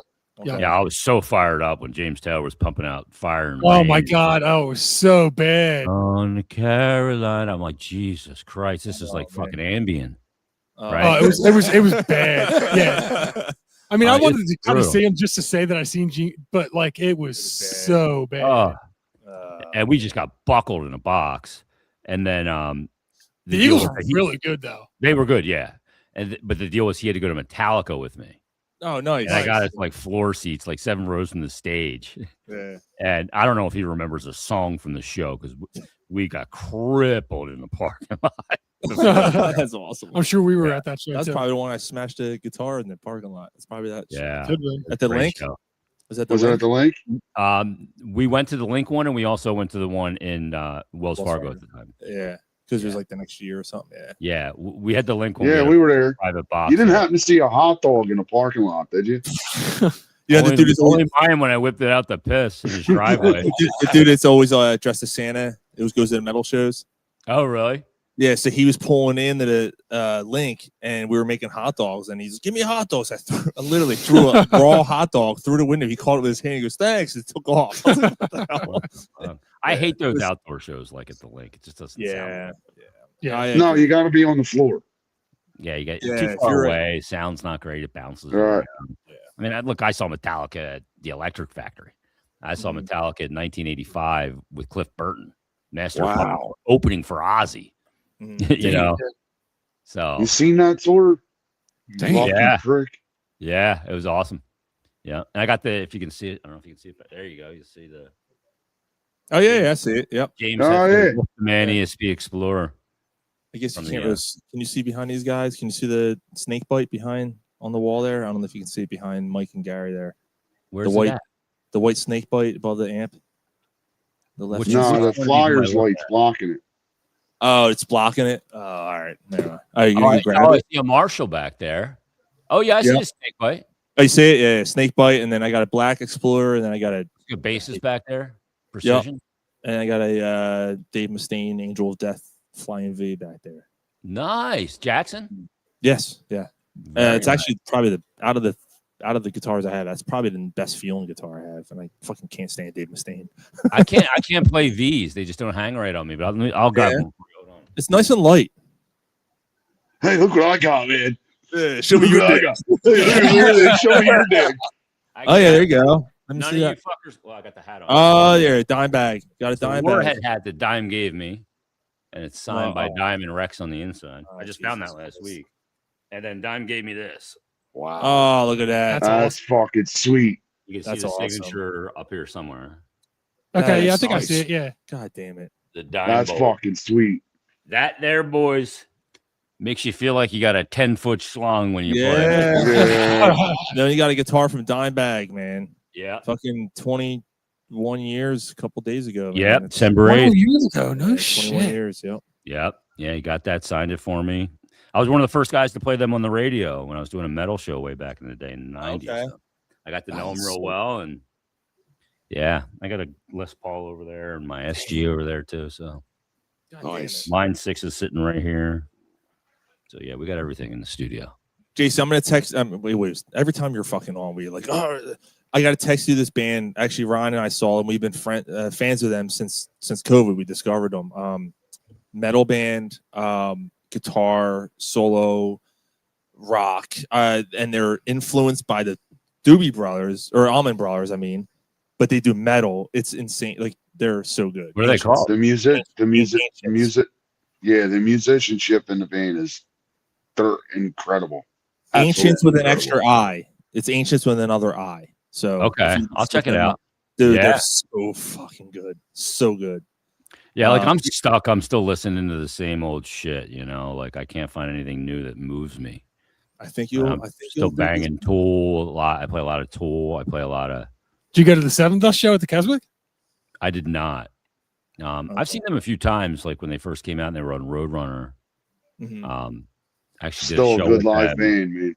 The Seven Dust, Cold Chamber. Who else was on that? Loco. Yeah, Loco. Yes, Guevara. That was my voice. Yeah, I like that band. Big Truck. Big Truck. Yeah, I actually saw them. They opened for. They're on a house fest a few times. No, they opened for not too long ago. Fear Fact, didn't they open for Slipknot? No, they the opened Electric for Factory. Helmet. I think they opened for Helmet or something. I don't know, something like that. Yeah. No, that was Prong. That was Prong. Oh, it was Prong. That's Tommy right. Victor and Prong. Snap your fingers, snap your neck. Yeah. Helmet. That's right. Yeah. Who the fuck was Cold Chamber? I forget. Break your fingers. Maybe Machine. We seen Cold Chamber open for Slipknot at the Electric Factory. Slipknot? Yeah. Okay. Damn. Jason, Too many I guys. know. It was Cold Chamber and Seven Dust. Oh, Seven Dust? Yeah, they were both Roadrunner bands. Yeah. What are you going to talk about this for fucking 25 Probably. minutes? All right, what do you got, Gary? Iron Maiden, yes or no? What kind of question's that? These guys don't like them. What's not to like about Iron Maiden? It's the best galloping bass lines from Steve Harris ever. Absolutely. Saw Yngwie Malmsteen open for him in '87 at the Spectrum. Well, that's because you guys are Somewhere in old. Time tour. Yeah, you That and your bass lines fucking of teeth. Steve Harris. That bump, bump, bump, bump. Yeah, man. Yeah, I look, White man came across the sea. Brought us pain and misery. Yeah, Run to the Hills. Come on, the Trooper. I man. appreciate Iron Maiden. They should be in the Rock and Roll Hall of Fame. I don't know. Yeah, I'm out. Hit you. I've tried. I just. Oh I my can't. God, dude! I Like, know. some of I'm that stuff sorry. I'm going to grab something for you. Killers and those albums, Number of the That much, Beast, huh? are fucking amazing. Yes. I know. Nah, I'm out.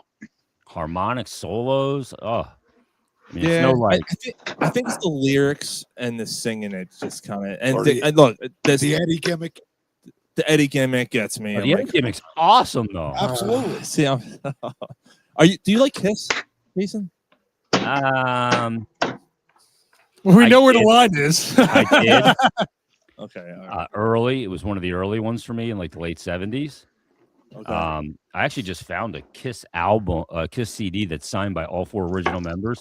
When I was sick, I would watch Pawn Stars, and I'd see like people pawning all this shit off, and I was like, "I have so much shit that I could sell." Oh my God. And I was looking for stuff, and I found this Kiss CD signed by all 4 original members. I'm like, Ace is on there, Peter. I'm like, damn, this thing's probably worth dough. Wow. Holy crap. And I found my Black Sabbath The End one with all 4 original members signed it too. Wow. Yeah, you just got That's Gary a hard. good one with You Ozzy just got dead. Gary hard. Yeah.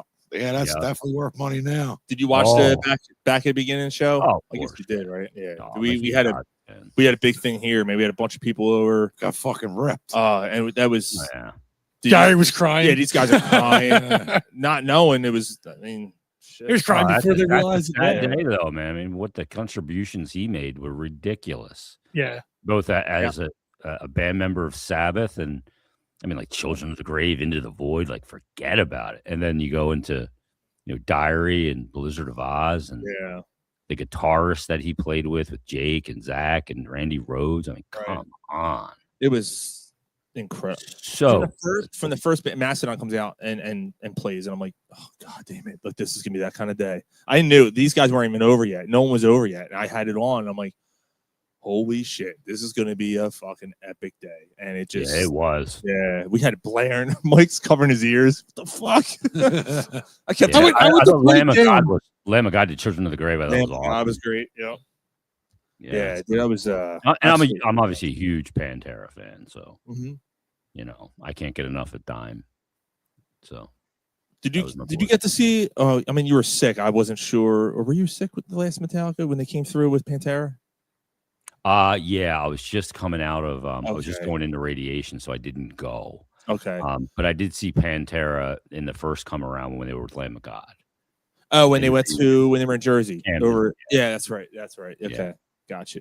Oh, we got Bucci Walk here. with me in hell.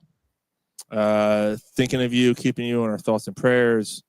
from Joe Bucci, a good, appreciate great, that. Great listener, man, long time listener. Joe didn't hear our announcement earlier, so he's going to be heartbroken. We'll get to it later again.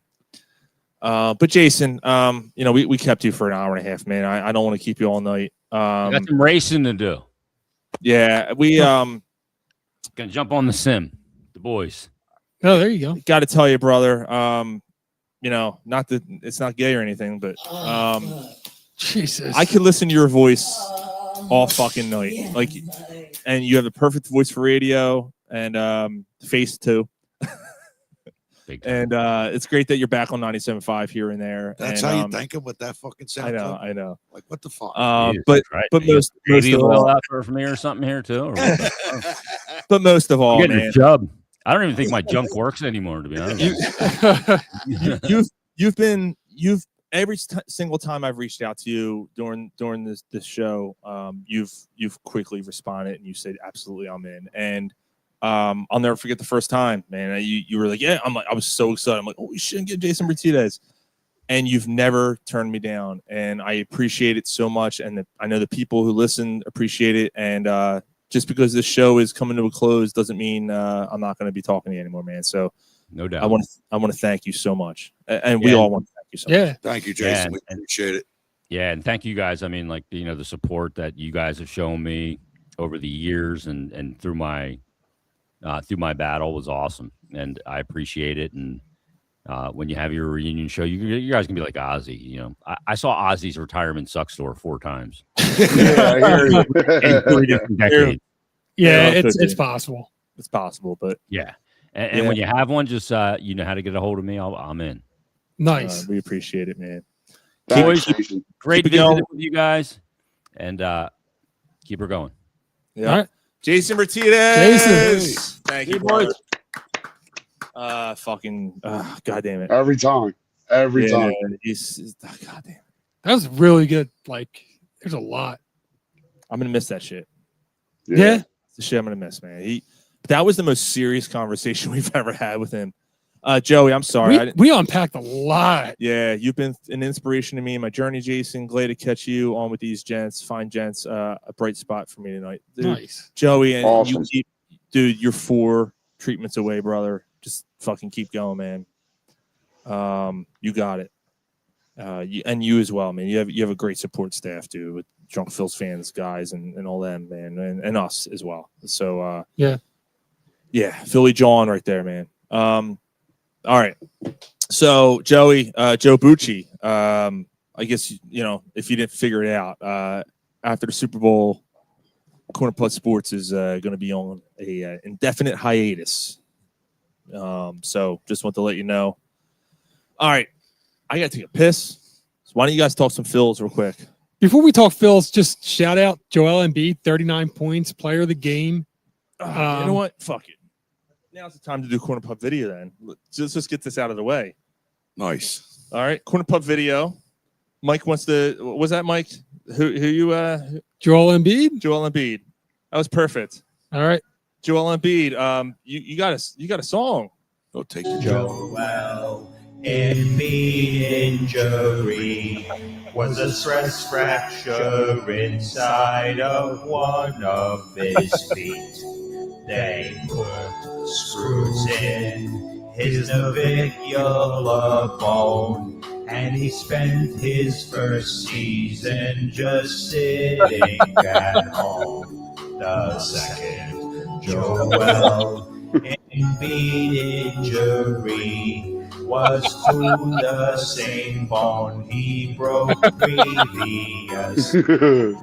They put a bone graft in the fracture site, and he missed the whole season for the second straight time. Then he tore the meniscus inside his left knee, which forced him to have arthroscopic surgery.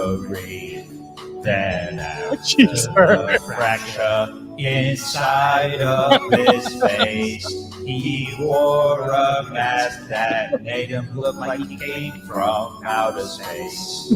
And when Kuminga fell upon his left knee. It might have been injury 70. And then Joel had a sinus fracture, the only body part he had yet to injure. And then his knee got injured again.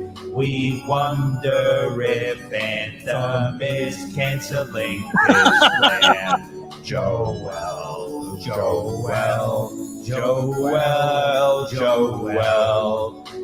he is the king of questionable health.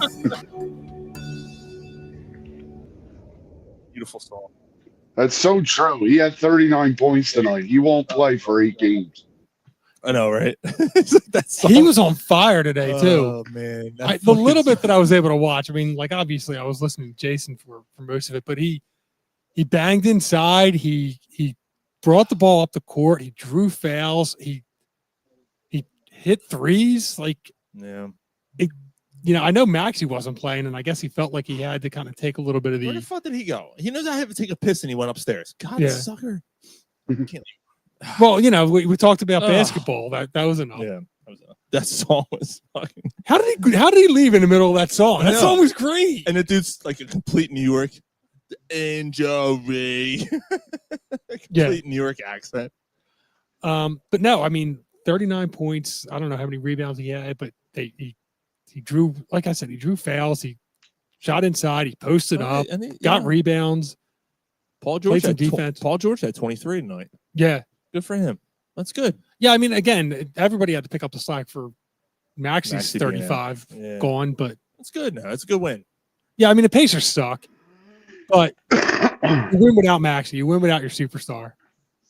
Right? We would have said that last year. What, that Maxey was a superstar? Yeah, right. Exactly. No. Right? Isn't that weird? Yeah, it's become Maxey's team. Yep. No, he's clearly the face of the franchise. Yeah. Yeah. 100%. All right. So there's a lot. I mean, we got to pretty much like do abbreviated versions here. Yeah, I don't know if I got the Yeah, so- energy for a 3-hour show, fellas. No. So we're going to do abbreviated things here. So the Phillies obviously made some news this week. They re-signed Kyle Schwarber. They re-signed Topper, and Don Mattingly is the bench coach. So let's kind of get into those things. I have an opinion. I got to piss really fucking bad. God, dude. So I'm gonna leave you, we'll leave talk. you and We'll Ron start. here. So Schwarber. I mean, obviously big signing.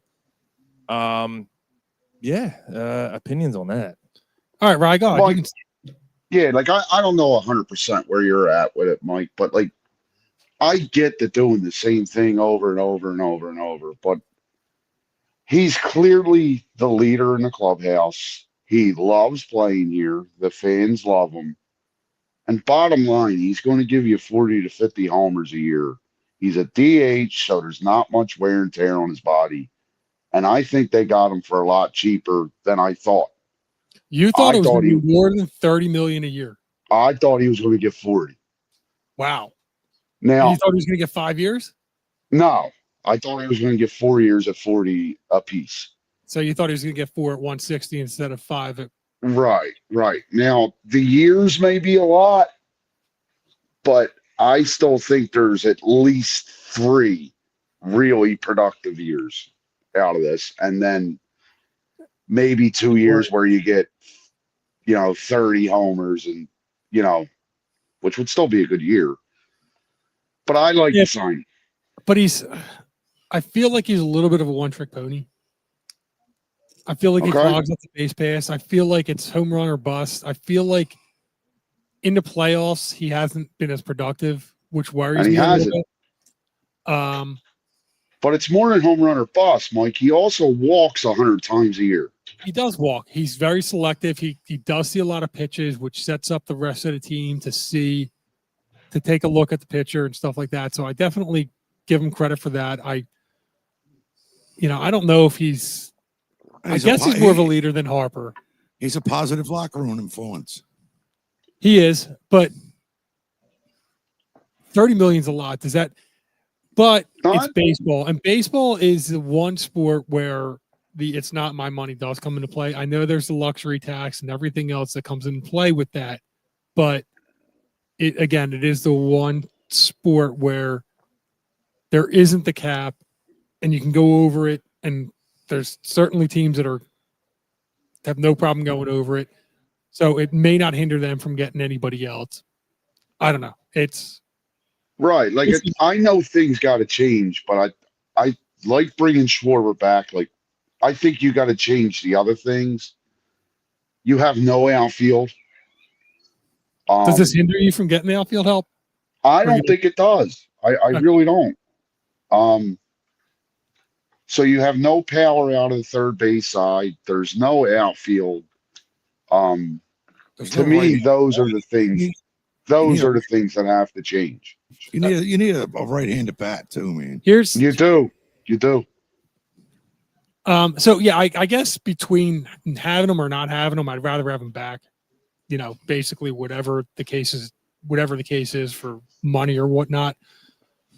You guys like having him over Alonso, considering the fact that it's pretty similar contracts. I mean, I would have been happy. I'm happy either way, but I'm glad Schwarber's back. Yeah, like I would have been all right if they shifted from Schwarber and signed Alonso, but like I don't hate bringing Schwarber back. Sean, you all right?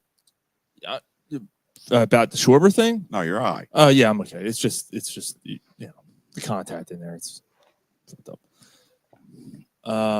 Yeah, I mean, I know where you stand. I mean, you definitely wanted Alonso over Schwarber. I talked about it on the show before. I thought that bringing in Pete Alonso gives your team a versatility. You can get a guy who plays first or DH, and then you can put Harper in right field, and he's a right-handed bat. DH, and he's a right-handed bat, which you don't have right now.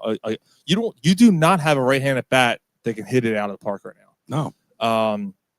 I think Alonso would have given you that. I know Alonso signed for what, $1 million more a year. Yeah, it's the same over contract. 5 years. It's basically the same deal. He's a year and a half younger than Schwarber. My concern, first of all, look, well, Schwarber's 150, Alonso's 155. Right. It's an extra $1 million a year. Yeah. It's an extra $1 million a year for a guy who's not going to give you as many home runs, but he's going to give you another 25 to 30 points better batting average. He's going to give you around the same runs batted in. And he's going to be able to not clog the base pass. He's not going to clog the base pass. Schwarber will walk more. He's going to play the field. Schwarber might walk more. Look, I know Schwarber is a big clubhouse guy, and I don't want to say this without mentioning that because he is. He's a major clubhouse guy, and that's been one of his major attributes to the Phillies organization.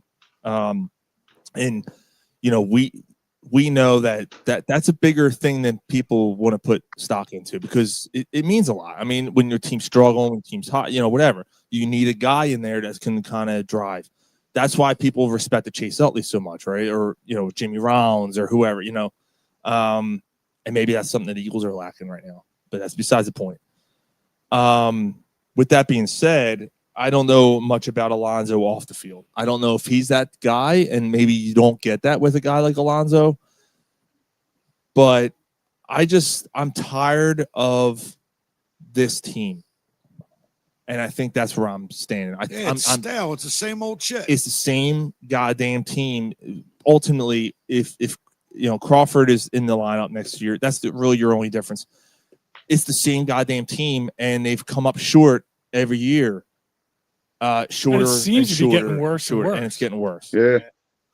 I'm just that's where I'm at. And more so, I'm mostly concerned about this team's future now because you now have 3 guys who are going to be under contract making major money at the age of 37, 38 years old. And they're going to feel it. And we're going to feel it. And we're going to be regretting this deal. You would have that with Alonso. Alonso's a year and a half younger. So he's out by 36. I mean, maybe, but I mean, hoist a trophy. I'll take his sting out of that. But at least you're getting something different, and it's not. Look, since Schwarber's been here, what's he done in the playoffs? You know, you're right. Was he have 2 home runs in the playoffs since he's been here? That's what Mike was just saying. I'm like 3 years ago, the window was wide open. Now it's open about that much. They're content at being average. They're content at filling the seats, and they're content of being a good regular season team. Well, like Dave Montgomery said, we have a good club, and that's we that's have where a good club. I don't. I mean, They I do have a good baseball team. Yeah, that's a good baseball team. It is good. They make the playoffs. It's good. I just missed what you guys said. I don't know. Like, are you guys? I mean, I guess Ryan's on board with it, right? Gary and Well, Ryan. Okay. again, I wanted one of them. Right. Obviously, Alonso would probably have been the better choice because he's a right-handed bat. Right, but you don't hate that they brought Schwarber back. Right, but I don't hate that they brought Schwarber back. I don't hate it. I just didn't love the contract. I would have. It was better than I thought it was going to be. Really? And that's what I'm saying. No, not years. Not year. I hate the years. I hate 5 years. That's what sold Schwarber to be here. I remember it was going to be like 17, 18 when they first started. I guess that was never happening. I know, but the money, I'm like, okay, like 25, right? Is that what he's making? No, it's 30. Oh, it's 30 a year. I thought he was going to get close to 40. Yeah, I thought it was going to be closer to 40. So the money per year isn't as bad as I thought it was going to be. But yeah, we got Jay said waste of money. 240 hitter will be a non-factor. He's never going to hit 50 home runs again. He might not. What if he All right, it doesn't have to be 50. I'll still take 43. I'll take 38. I'll take 40 home runs from him. But a guy making $30 million a year, and now he's your third guy in your lineup making major money, and he's a clog. Yeah, you know, he hamstrings you a lot, and I don't know. I'm not in a major favor of the deal. All right, now the next order of business, JT Realmuto. You got to resign him. I think I think he was more imperative than Schwarber. I agree. That's crazy. They have nobody. Are you ready for Marquez to be your starting catcher? Well, that's the problem. They've right put themselves in such a position to where they're stuck with him. They did. And I'll go back to it when they made the trade. They traded Brandon however you say his fucking name for Brandon Marsh. Yeah, he's tearing it up with Oakland, man. Right. Nope, he's tearing it up. So he's with Oakland, and they traded. Wasn't it Anaheim? So he got traded. Or Anaheim. I'm sorry. with the Angels. Yeah, he's with the Angels. Okay. Anaheim. All right, A's. I was thinking Anaheim A's. Okay, yeah, gotcha. Yeah. Well, I guess for what it got, like Marsh has been okay, but he hasn't. I didn't realize O'Hop was that highly touted. Clearly, they didn't either. Well, yeah, you know. Well, I'm sure that they thought that they had other catchers in there down the pipeline too, but I guess nothing panned out. Yeah.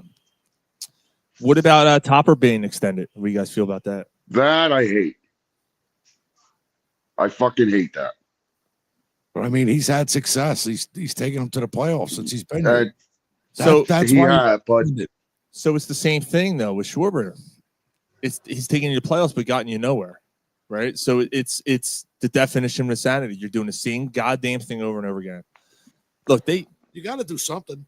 I didn't like the extended. I thought the Topper has not managed well in the playoffs. I thought he's managed. He lost him a World Series, in my opinion. Yeah, I feel that he overmanaged. I feel that he's overmanaged. I feel he's managed scared. I feel that he's had too early of a hook on all the pitchers and had overthought too many different things, and I don't even think it was overthinking. I just think he relied too much on analytics. Well, I mean, that's how he coached. He could have pitched Suarez in game one and won the game in game one. You're not wrong there. Yeah, it's true. As our old friend Dave would say. Well, wait a minute. Game one against the Dodgers. Yes. Wait, what? Christopher Sanchez pitched lights out. Yeah, but he could have came in out of the bullpen to close that game out. Oh. Or I whatever see. it was to get to Yeah, instead you put the Durant. same fucking Ranger Suarez. Yeah, I see what you're saying. Okay. Yeah. too much trust in guys that don't produce. He'll be gone, that's for sure. You know, when Alec Boehm came out and said, you know, I have to choke up and I can't, you know, the high pressure situations and I don't know what I'm swinging at. Yeah, I think he's gone. And what do? You put him back in cleanup the next game. Yeah. Put in Kirkring, who struggled down the stretch in big situations, and I'm not even talking about the last play. I'm not even thinking about that. I was going to say, I mean, the last he actually pitched well. He just, but he struggled down the stretch, and for Topper to come out and go, "Oh, he was really good for us." Yeah, he was terrible for you the last 2 months of the year. Yeah. Phil said, "Let me ask you guys this: do you think the Phillies are stuck with the Flyers were, and are going to be stuck like this for a couple of years until they get tired and a young gun comes in and tears it up?" I already. Who's the young gun? I don't know if there's a young gun, and I already feel that way. I feel the Phillies are stuck. Well, they are. The Phillies are in purgatory. Like, there's no opportunity to start rebuilding now. They just can't. No, and this contract that you just did with Schwarber continues that. You're stuck in purgatory. Well, I mean, you're basically doing the same thing that you did back at the end of the run, their last playoff run. You got a World Series out of the 08 team, but they're one more. I mean, aside from the World Series, they're one more year away from making the playoffs as many times. They made 5, right? That team, that should be 5. Sure. So you're one more year away. I don't feel any better than I did then. right. Well, I mean, this is following that same path, Yeah. and then we saw that it was what, like 10? Did it take 10 years or? It took yeah, it was 10 years. It took 10 or 11 years to get back. 10 or 11 years. So we got 2 years of making playoffs, and then we got the 10 or 11. Like, that's kind of maybe what I see. Yeah. You know, Harper is he's saying like a Danny Briere that comes back and fixes things. I don't know. I mean, mean, I don't know in baseball like who's coming down the pike here, or I'm looking at going. Sorry, I feel the like lights baseball. are fucking. I'm sorry. I feel like baseball's bothering me. harder to fix things, and like hockey, I feel like there's it's a little. It's just a different sport. It's easier to kind of get back into relevancy. They're so tight. The groups, the teams are so tight together that you could change things with a couple players or a player or two. Baseball, I'm not sure that's like that, unless it's Ohtani. Yeah. I don't know if you could. Baseball isn't like a league where you build a team in a year or two. Like, I feel like that's something that takes years. It does take. Yeah, I mean, At least we hate the Pirates. No, but I mean the Phillies World Series. You know, people forget. I mean, the majority of that team was homegrown talent. The core of that team was homegrown talent or Rule 5 guys, which to me still is kind of homegrown because you took a chance on a young kid or whatever, a young guy, and you know, built them up and made them into a player. So this team is trying to buy a championship, and right now, I just don't think they can do that with a team like the Dodgers. They can't outbuy the Dodgers. Yeah, you can't outbuy that. Yeah, and then the Dodgers went and signed Edwin Diaz. It's Jesus Christ. Yeah, it's ridiculous, dude. The Mets lost a lot. I mean, they lost Alonso, they lost Diaz now, so they're hurting. They're having, you know, it's bad. I tell you what, I'm not going to say that the Phillies are having a bad off season because they're not. The Mets are having a bad off season. Yeah, last year. Yeah, the Mets were bad, injured. Yeah, they were just bad. So the Phillies still have a chance here. I mean, Ranger Suarez hasn't signed anywhere yet, right? He's going to end up playing for the Mets. Yeah, the Reds. I could see him going to the Reds, someone like that. Somebody, was it the Orioles? The Orioles tried to get Schwarber.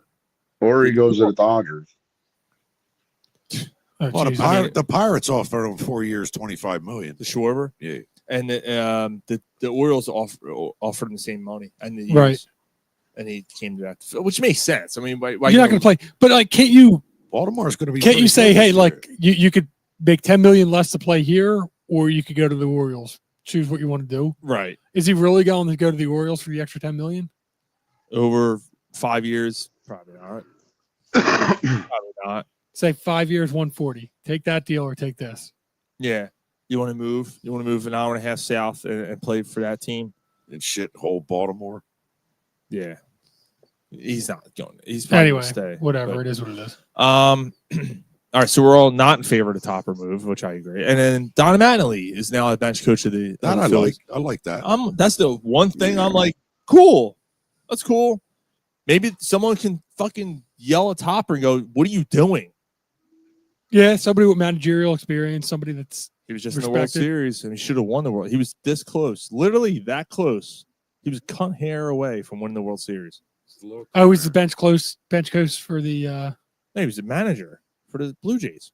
They got him. He wasn't their manager. He retired. He wasn't their manager. Thought he was their manager. He was an assistant. That's a dude that's from Jersey, actually. Or the manager. I thought he was I forget his name, but he wasn't their manager. Yeah, there's no way that he's gonna. Why would he leave? Because he said he was retiring, and he was like, "I'm done." And then the Phillies brought him. The Phillies hired him as their bench coach. Nah, Why did he go back to the Blue Jays? You might be right. I am right. No, Blue Jays manager. Last year, Don Mattingly was their manager. It's John Snyder. Now or last year? He's been their manager for 3 years. Oh well, fuck that guy. Who gives a fuck? Sean's bitter. Sean said, "Fuck that guy." I don't fucking know. Well, either way, you get a guy. Don Mattingly was the bench coach there. Maybe he just wanted to be back in the States. Oh, he was a bench coach. You're right. I'm sorry. But he said it was time to Canada. When they lost, it was time to move on, and he fucking said he was going to retire, and instead came after the Phillies. So I guess he saw an opportunity here and said, "Screw it, let's go. Let's give it a shot." So going back to Philly, eh? Put it in the icebox, eh? But they were a cunt hair away from the winning the World Series, and he just switches from bench coach there to bench coach here. Yeah, pretty much. I feel Toronto's got a better chance than the Phillies right now. Probably, especially with the Dodgers in that league. So, all right, so we're all on board with that. All right, abbreviated. Let's go to Eagles. Look, it's been beaten to death. We hit on it with Jason. I feel differently. Yeah, so Jason thinks they're done. And Mike, why do you feel different about the Eagles right now? They lost 3 in a row. They blew it in overtime. Jalen Hurts had his worst game as an NFL quarterback. 4 interceptions, 5 turnovers. He had 2 turnovers on the same play. Which first time ever happened. It's not the first time it's ever happened. I think there's a disconnect between our quarterback and our coaching staff. 1978 is the first time a player turned the ball over twice in a play. I don't know who started spreading that. Oh, really? Yeah, someone started spreading that it was the first player ever to do it. No, he's not. Oh, now he's the first player since 1978 to do it. Yeah, but that doesn't make it any better. But that was fake. Yeah, it was fake news. But he had his worst game. Cares about that fucking stat? He had his worst game. It's an anomaly. He's not going to do that. That's not him. But he's been tinkering on that for the last few weeks, throwing bad passes, ill-advised passes, forcing the ball. Yeah. So it was bound to happen at some point. That's been all season with him. Not really. Not all season. The last few weeks he's been. Yeah. The last few weeks he's looked pretty bad, and he's been making bad throws. Like even some of the passes that were caught during the season, the games we won, some of the passes were caught. They were underthrown. He's been underthrown. Now look, if AJ Brown catches that ball in the end zone, they win that game. and maybe we're not talking. He has 3 picks, and we're not talking about it. Yeah, because they win the game, and we're back on track, right? So like you're inches away. Like AJ Brown should have caught that ball. He's an NFL wide receiver. AJ Brown should have caught the ball that would had the interception that would have cinched the game, not the touchdown, the other one. Just know he ain't running his mouth no more. Yeah, he's not running his mouth because he's getting the damn ball. That's and they're losing. Ironic, yeah. And they're losing. So when they're winning, but he's not getting the ball, there's a problem. But when they're losing, but he's getting the ball, everything seems okay. Yeah. I don't know. Like, and I like AJ, but like, it's not a good look. He's been kind of quiet. It's not a good look for AJ. I don't think he's here next year. There's a lot of people that have said that. Why do you think different? Why do you feel positive? Why are you the positive bunny? Right. Okay. So in the Eagles locker room right now. All right. So I guess the first, I'll take a step back and start with this. I'm always the guy that is last to adjust to things. You are a lush. I can tell by looking at you. Maybe. I'm the last one to jump off a bandwagon. I'm the last one to jump on a bandwagon. Yeah. I agree. So, bunch of childs. There's overreactions and everything else that goes on. What I seen in the Chargers game, though, I seen progress. That Chicago game was awful. That was a boring game that they got manhandled. What I seen in the Chargers game is I seen them go to LA and outplay an 8-4 team that's now 9-4 in their building. Mm-hmm. I seen them outgain a team in yardage for the first time this year. I seen you lose the turnover battle, you're going to lose the game. Okay, right. And that doesn't. That usually doesn't happen with them. But they've been really good at him. So that part of it. That's where I'm like, you got a good point. But that's what I'm saying. Like, yeah, if you take away the mistakes, they win. They dominate that game, and the mistakes are kind of like a little bit of a one-off. Yeah. So I look at this as a little bit of a. I looked at the other game as a one-off because they got dominated, and they usually haven't gotten dominated. This is a different type of thing, but I felt more encouraged. I also felt that some of the turnovers weren't Hurts' fault. That ball that Brown missed, that hit off his hands. Oh, it was high. That's not. He had his hands on the ball. He should have caught that. On the he should have caught that ball. Yeah, that's on AJ Brown.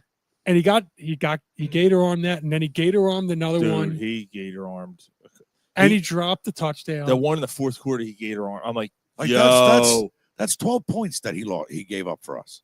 Well, I mean, not even like it was the that interception. One he gator armed down the end there, right in front of you. I would have been a touchdown. Or it would have set them up for at least points. It would have set them up for points when we were driving, when they would have won the game. That would have the one in the end zone hit him right in his fucking chest. Yeah, he was feeling. That was a hell of a pass. He was hearing footsteps. Yeah, and actually, I think Aikman said that was the best ball he threw all night. Yeah, and he.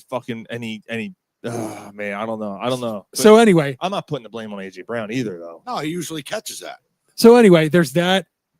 The one that Devontae missed, probably a bad decision, but Devontae, or the one that the other interception was Devontae tripped. Yeah. Devontae tripped. Maybe the ball would have been knocked down. You had AJ's. The last play of the game was a ball. Another tipped pass that if it doesn't get tipped, if the guy doesn't break at exactly the time, Dotson catches that and it's a touchdown. I don't know, Mike. He threw that in the fucking triple coverage. It was double coverage. But it was double coverage, but the guy was kind of breaking towards it. He had a window. That same pass that he threw to Devontae Smith on that 3rd and 14 or 4th or whatever it was into double coverage. That was okay. And there was another one that he threw that the guy picked off that hit the ground early in the game. So there's another way, like the would have, could have, should have, but the fact is he did, and he's made horrible decisions the last 3 or 4 weeks. He's throwing passes that he shouldn't. I know I said in the text thread, and it was emotional. And I said maybe it's time you fucking sit him down for a game. Look, that's not going to happen. I said in the text thread, I'm not going to say it on the show officially. Okay, I don't think you're going to sit Jalen Hurts. You should not sit Jalen Hurts right now because Tanner McKee isn't going to come in and take this team to the Super Bowl. That's not going to happen. So Jalen Hurts is a Super Bowl MVP for a reason. He's a good quarterback. He usually makes good decisions. There is a lot more than just Jalen Hurts going on with this team. I'm not going to play the should have, could have, would have game. I'm not going to do it because you can do that all season long. There's so many games. This team could have 4 wins right now if we want to play that because there's games they should have lost.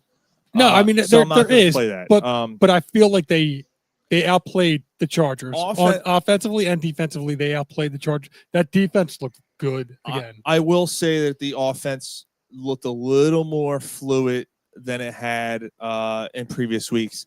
I still don't think they look like a team that's going to beat a team in the playoffs. I can tell you that right now. The Chargers are a playoff team. They should have beat them in LA. All right, but see, that's where I'm at with them. The Eagles are one but they didn't. And I when know when you needed them to come through with a play, they went 3 and out, or they turned it over. And like, fuck, man, like anytime they lead the league, they still lead the league in 3 and outs, and that's where I'm at with them. Like, it's the worst. You know, the talent is there, and at any given moment, you could see it explode. Right? We've been saying it all year. We're going into they're 8-5. We're going into the 14th game of the year. And you still ain't figured it out. And you still don't have an identity. Yeah. Like, the identity can't be whatever you need it to be every week. That's not how it works. That's not it. That's why the Bills have struggled. That's why the Chiefs are struggling. Like, they don't have an identity. Now, I don't know who does. What are we going to get a who does? Are we going to get a Bears Jacksonville Super Bowl? Is that what we're going to get? The Rams have an identity. I think the Rams end up in the Super Bowl this year. The Packers have an identity. Packers we beat the Rams in New England. All right, Mike. They should have lost the Rams game. Like if you play the what if thing, like Sean said, they could have 4 wins. Right. Bottom line, the results haven't been there. Right. There's a problem. Right. There's something going on with this team. I don't know what it is, but at the same time, I'm not calling for anyone's job. I don't care if Hurts comes out and throws 4 picks in the first quarter next week on Sunday. I'm not benching him. But I think they're going to draft a quarterback. No, they're not. I think they are. No, they're not. You've been listening to WIP. Come on, Gar. Talking about. I think they're going to. Come on, Gar. Why would they draft a quarterback? Yeah, to be a third stringer behind McKee and tell Hurts? me I'm an asshole, but watch and see. You didn't expect them to draft Jalen Hurts either. But you have Tanner McKee and you have Hurts, who you just signed, by the way. You had Carson Wentz. You didn't have Wentz on a deal, on a long-term deal. Yeah, you did. They did it when they drafted him. Yeah. Did they sign it? What was it? It was a long-term deal. I thought it was you had cap problems for 3 years after you traded. He's up for an extension this season. Okay. I'm on my game tonight. All right, but whatever. Like, hold on. You're not going to argue. No, hold on. You're not comparing. You're right. It was a $100 million deal. You're not deal. comparing Right. Jalen Hurts to Carson Wentz, are you? No. But Howie Roseman drafted a quarterback when he already had one. I know, but that would mean that you're comparing. You're saying that this is a situation. I don't see Jalen Hurts as Carson Wentz. Now, I was a Carson Wentz fan. Carson Wentz also regressed for 3 years before he drafted Hurts. Okay. Getting hurt all the time and all that stuff too. All right. But okay, so my other point about the Eagles is their defense is legit. They do have a very good defense. Their defense is going to be able to keep them in games, even if they go 3 and out. I'm not arguing that. I don't know. You don't think the defense is legit? I don't know. They got ran the fuck over by the Bears the week before. They did. And they blew it. And they blew a 21-point lead in Dallas the week before. And then last week you played against a team with Hampton coming back from injury, who scored a touchdown, by the way, and Vidal, who blows. So that didn't really, and a team who has no receivers. They don't have receivers. The Rams put up points on them. The Bucs put up points on them. 43-year-old Keenan Allen is a receiver. Quentin Johnson, who has 1 catch every 3 weeks. No, they don't have receivers. and a broken ass Justin They're 9-4. Herbert. Justin Herbert has a broken ass because that defense is phenomenal in LA. Their defense is really good, and Herbert is a good quarterback. But with one hand, he almost beat he beat them. He did beat them, but Herbert He beat him with his legs. Now that offensive line sucks for the Chargers, and that's With a broken fucking hand. with a broken hand. He still beat the Eagles. Yes. That's fucking pathetic. It's fucking pathetic. I'm not blaming the defense. Like, don't get me wrong. I just don't think the Eagles' defense is as legit as you think. I mean, I think they're a solid defense. they gave up the touchdown to start the game, mainly on a 60-yard breakdown play. They didn't give up much after that.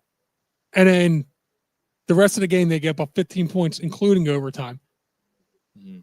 I don't know. I think the Eagles' defense is a championship caliber defense. With a healthy Justin Herbert, are they giving up 15 points? You go up against a good offensive line with a good running back. Like, look what happened with Chicago. They ran the ball all over them.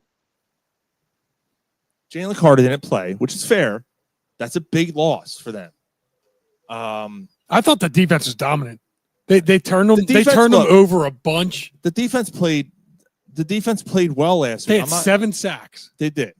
And that offensive line all year has been horrible for the Chargers. Justin Herbert's the most hit quarterback in the NFL this year. Behind and him and Cam Ward are like 1 and 2. So 100%. Yeah, I hear you. I'm not going to call them a Super Bowl caliber defense when they got ran over by the Bears for 300 fucking yards and blew a 21-point lead to the Cowboys.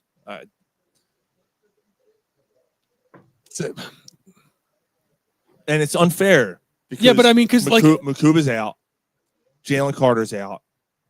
They're missing things. Bonds had a quiet type of season. Like, he's made some big plays, but he's having a quiet season this year. He's not having a season he had last year. But look, I mean, both of those games, they lost focus against Dallas. I mean, I'm not trying to make excuses, but the other. Hold on. The other side of it. You are. It sounds like you are. All right, You are, though, Mike. All right, but wait.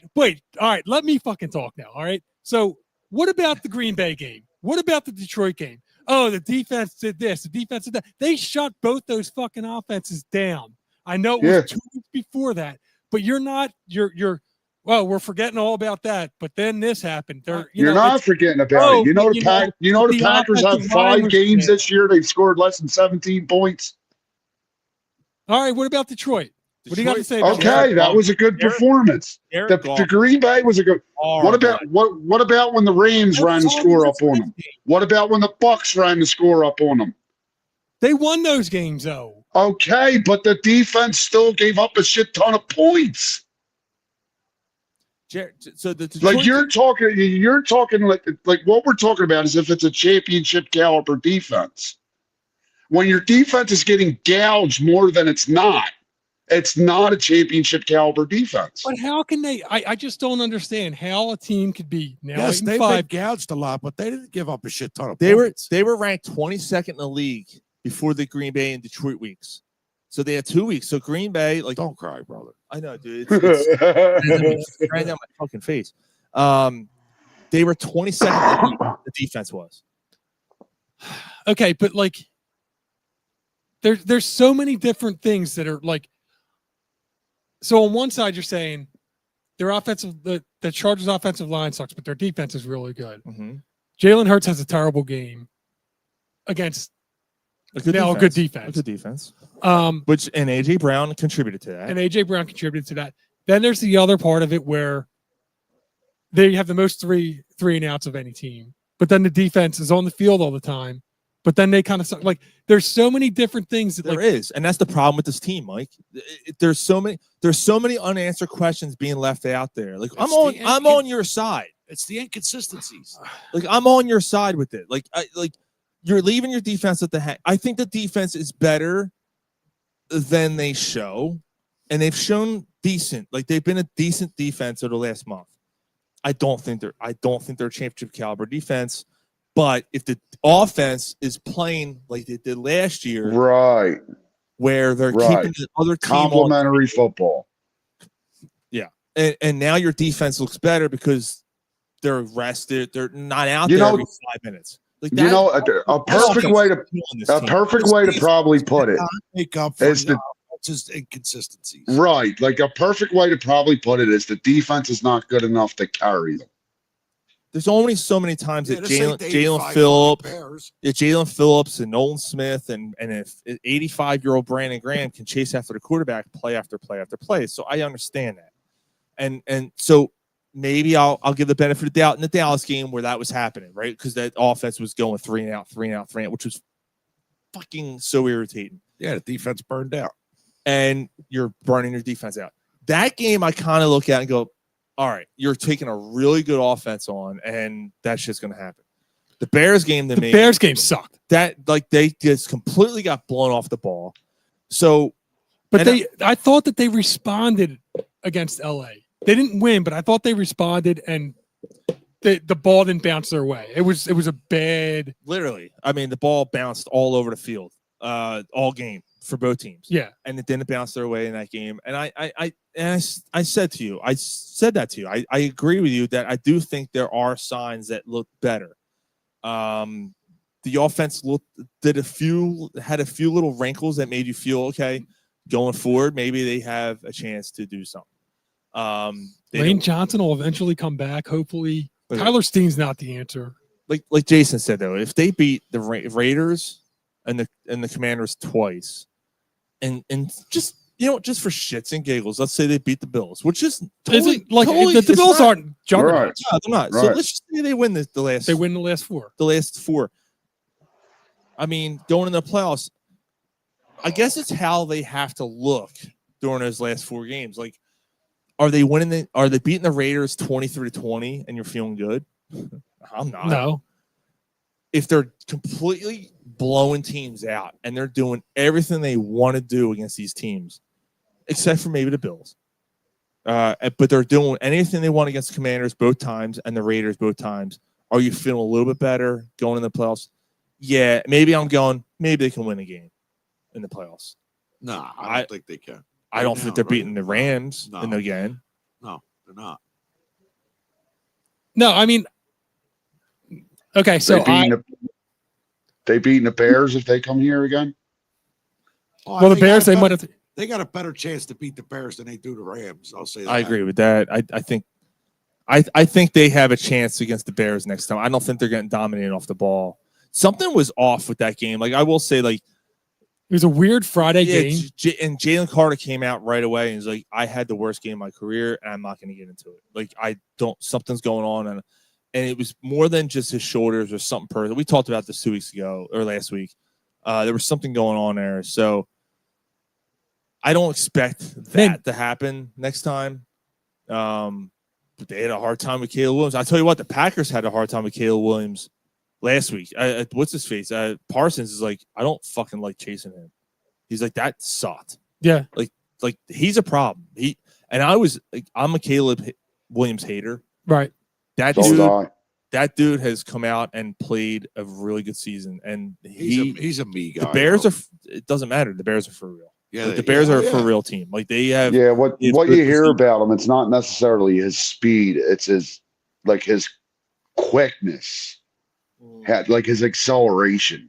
Like, it's hard to judge how fast he can get around a corner. Like, plus he's built like a fucking linebacker. And plus, you're a linebacker looking at his fingernails, and you're mad with black fucking fingernails. So look, I mean, Gary, I think you're overreacting on if my shit's dying, fellas. All right. I think you're saying no matter what happens the rest of the season, you're basically out on them. They're done. Yeah, they're not winning it. They're not winning it. They're not going to win a home playoff game. No. Ryan, what's your last thoughts before you go? I still think they have a chance because there's the talent on the team. But I'm not very optimistic about it. I think there's teams that I would pick on them. Rooting, Mike. Don't get me wrong, but I just don't see it. I don't see it. There's just no enthusiasm. There's no joy to be on the field. There's just nothing. Losing sucks. Losing And sucks. I completely agree with Gary. Everything is hard. Yeah. Everything they try to do is hard.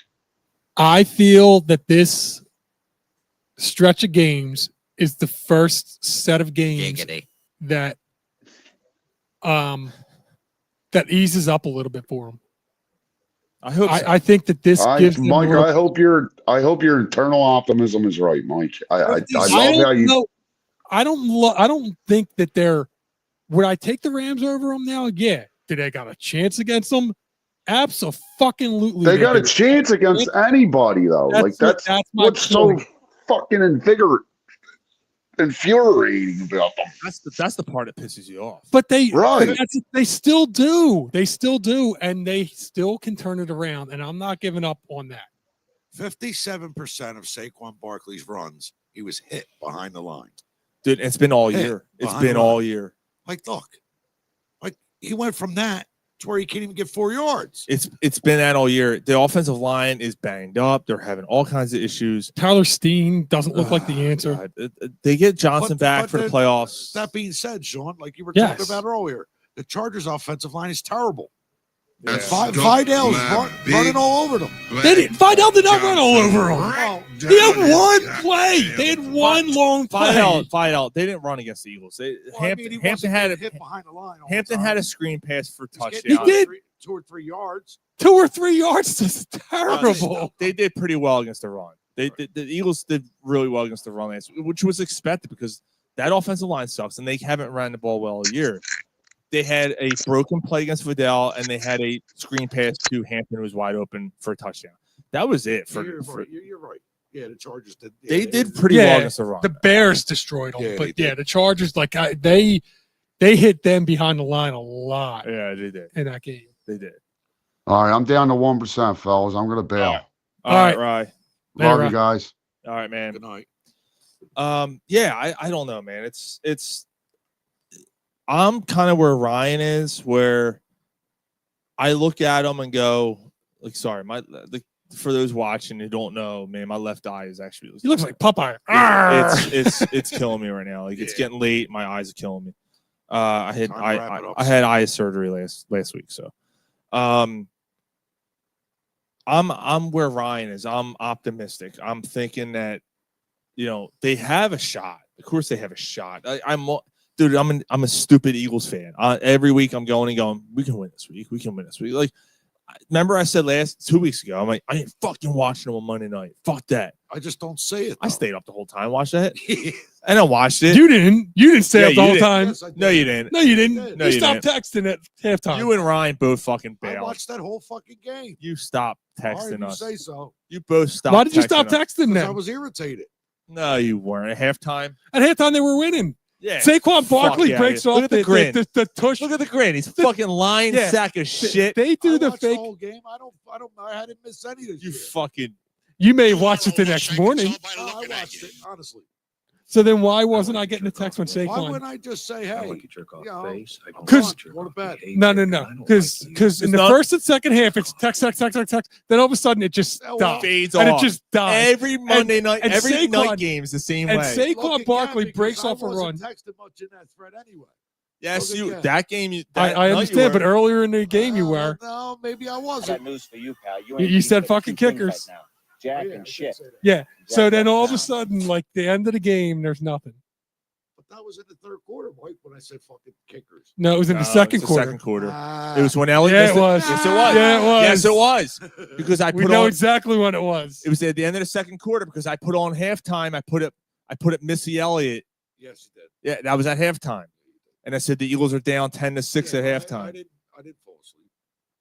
I watched that whole game. Where was your phone? I'm lying. After the interception was thrown, at overtime, I turned it off.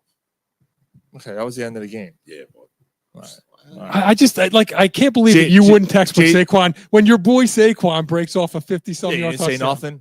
You You didn't got say nothing to say? not a word. No, nothing. Why? I said did it one fucking time. Oh, you're so full of shit. I don't give a fuck. Shut up! Oh my God, I don't care! Jay said he was watching the Sixers. All right, so he's out. 4 minutes, so my back's That's killing fine. You're out.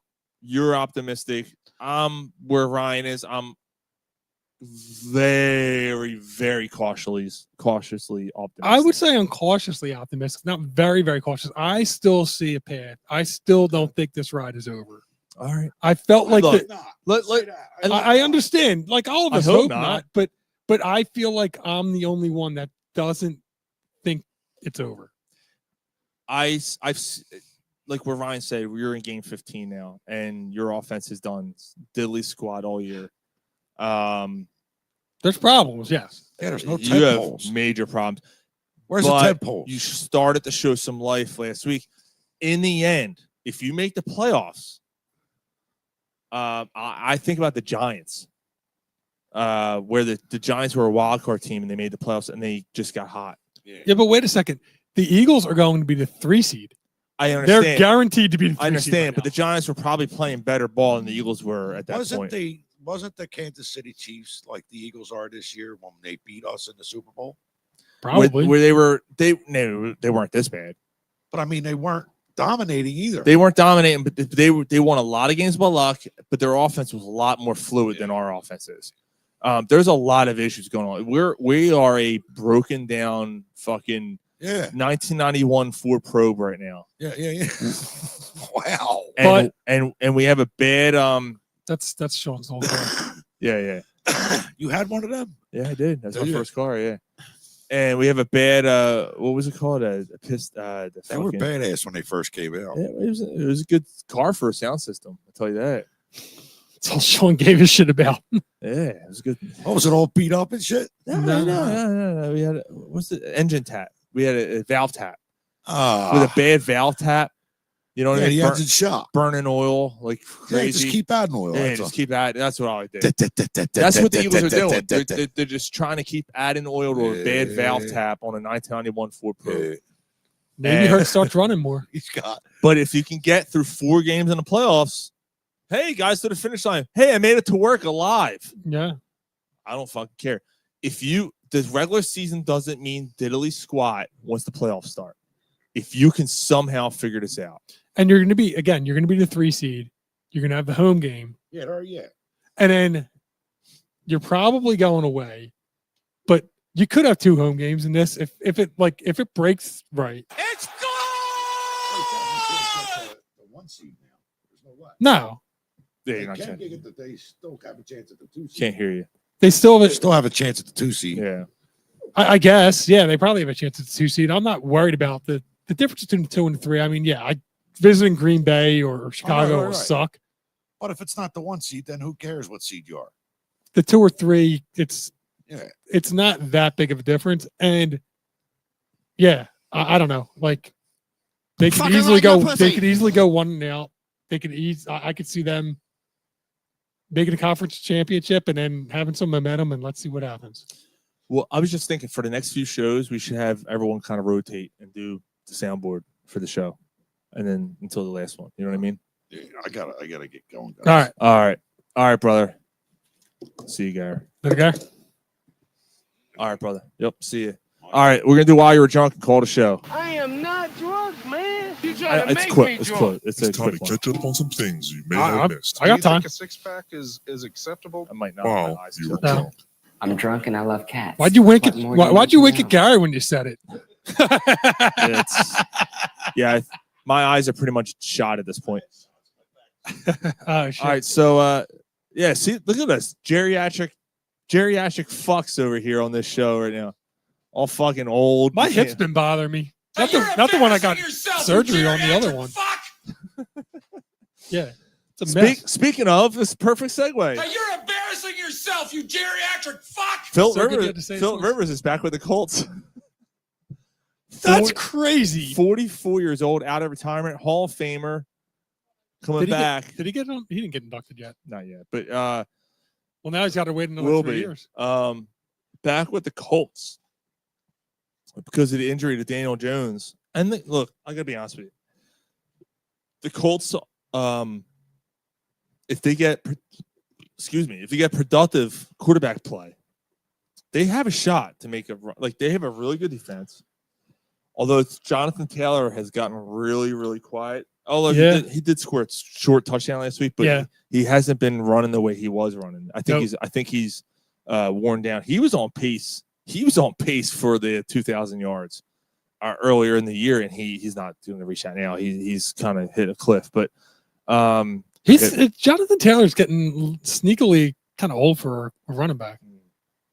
And he'll be a top 10 pick next year. Just remember what happened. All right. Just remember what's happened with Jonathan Taylor this year before you take Jonathan Taylor early next year. That's all I'm going to say. Yeah, but in the top 10, what are you going to do? You probably shouldn't, but what are you going to do? I don't know. I guess we'll find out. Figure something out. There'll be some other rookie that someone will jump on. Yeah, Genty. Yeah, Genty will work out real well for you. Yeah, it'll go. He'll be a top 10 pick next year because the fucking Vegas Raiders are going to get like 2 fucking offensive linemen and everything's going to look good. It's actually the only thing they can do is they draft or sign some free agent linemen and they'll be all right. Yeah, actually. yeah, and then they'll be all right. And then Genty's going to get hurt, suck because it's fucking Vegas.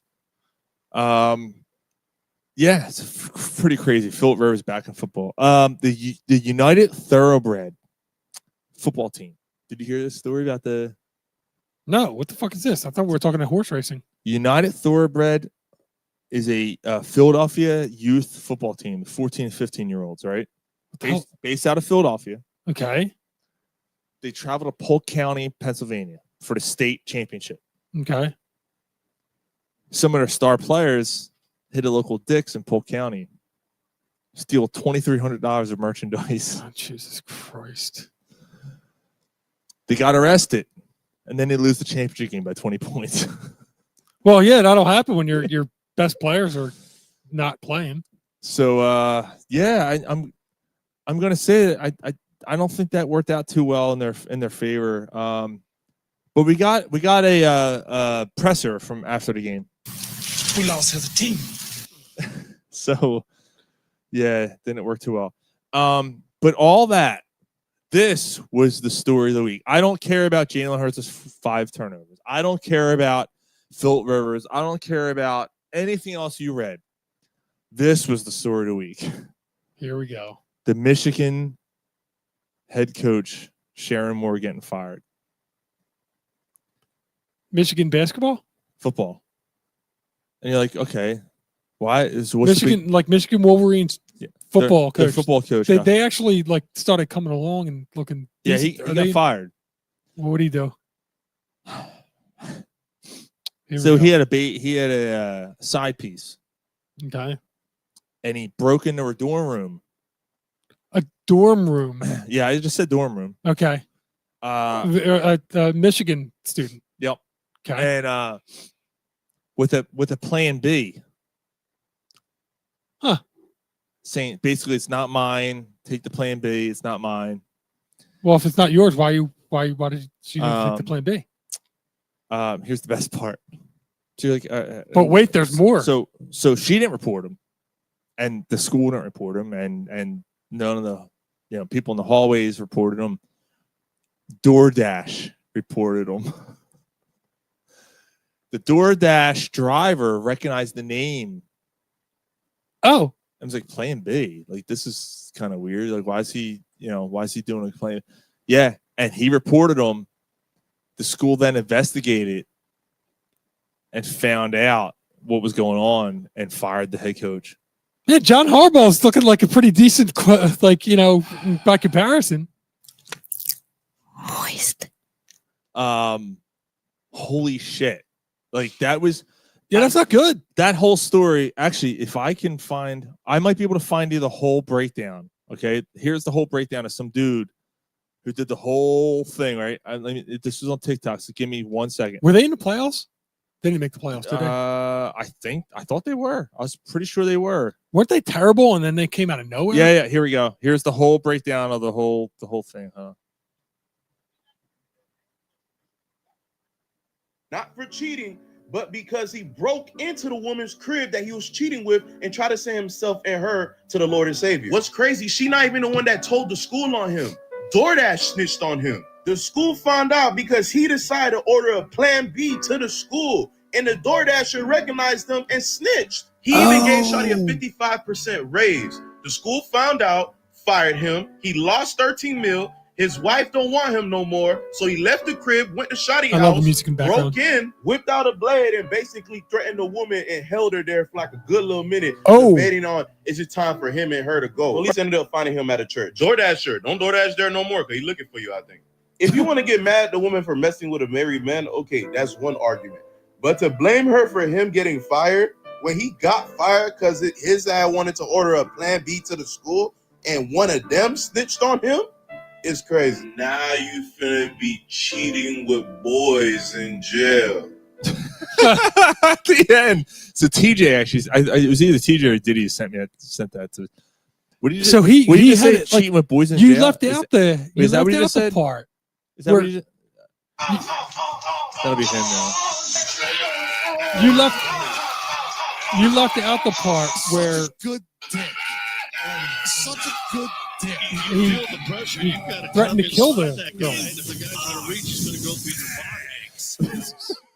All right, is it over? He had a blade up to the girl. Yeah, I forgot about that part. Yeah, that's pretty important. I left that part out. TJ, right? I delivered Plan B before. Yeah, he has. He's showing us screenshots. Oh, no shit. Yeah. He's like, someone's having a night. It's like condoms and Plan B. So I'm like, here's oh, the other shit. thing. When you said he got caught by the DoorDash person. So he ordered it to the school. Yes. See, what I thought happened was the That he did DoorDash it. was like somebody was like getting food from like, 2 doors down or something. And like he heard something about Plan B and recognized it as the coach and then said something. Not that he was the one that delivered the Plan B. I'll tell you what, those Wolverines don't play, man. Christ. Yeah. Pretty wild shit. Go fucking Birds! Sure. That's all I got. No, your That's all boy's I- on. What's that? Your boy's on. That was shut off. Who's that? Oh, fucking yeah. We used to have him on our show too. Once. Yeah, twice. We had him on twice. Do we have him on twice? Yeah. We had him on twice. The second time is we asked him about Nick Foles' dick, and he's don't edit that. Yeah. No, I'm not going to edit it. Mhm. And don't come back on the show. Like you're going to ask me to edit a live show. Come on. Well, I mean, it wasn't that. Come on, I mean, bro. it was more of the, I don't root because I'm a Oh, professional. that was the second. Yeah, it was the second time. Yeah. Yeah, he just kind of came off as standoffish. Erroneous. Kind of, yeah. Dave, Not our type of guy. Dave Peterson, happy holidays, my friends. I wish you and yours the most perfect Christmas this year. And it's been a special year for CPS. We witnessed what may be the most dominant Super Bowl win ever. Yes. Yes, sir. Yes, sir. Yes, it was. We were on the air for that. That's So what you gonna be just special. said is exactly why I'm saying that anyone that says that Nick Sirianni should be fired needs to fucking check their heads. Or that Jalen Hurts should be benched. Because you need to remember it was 10 months ago that we've raised the Lombardi for the second time in 7 years. And with a starting quarterback and a young coach who took you to 2 Super Bowls now, Yes. you're not firing Nick Sirianni after 2 Super Bowl appearances. Jesus Christ. Is there people that are actually saying that? I haven't even Oh, yeah. People are like, he should be fired at the end of the year, this and that. Dude, on Twitter, I put something on Twitter. People are coming after me. I'm like, are you fucking... I'm just... So... At this point, I'm just blocking people. So, I'm like, all I'm right. not doing this. But wait. Jalen Hurts and Nick Sirianni have made the playoffs every year. Yep, every year. Every single year. Yep. Now, granted, Topper has. Every year. But they've made it every year. 2 championship games they've made it to. Hurts has been the best player on the field in both championship games.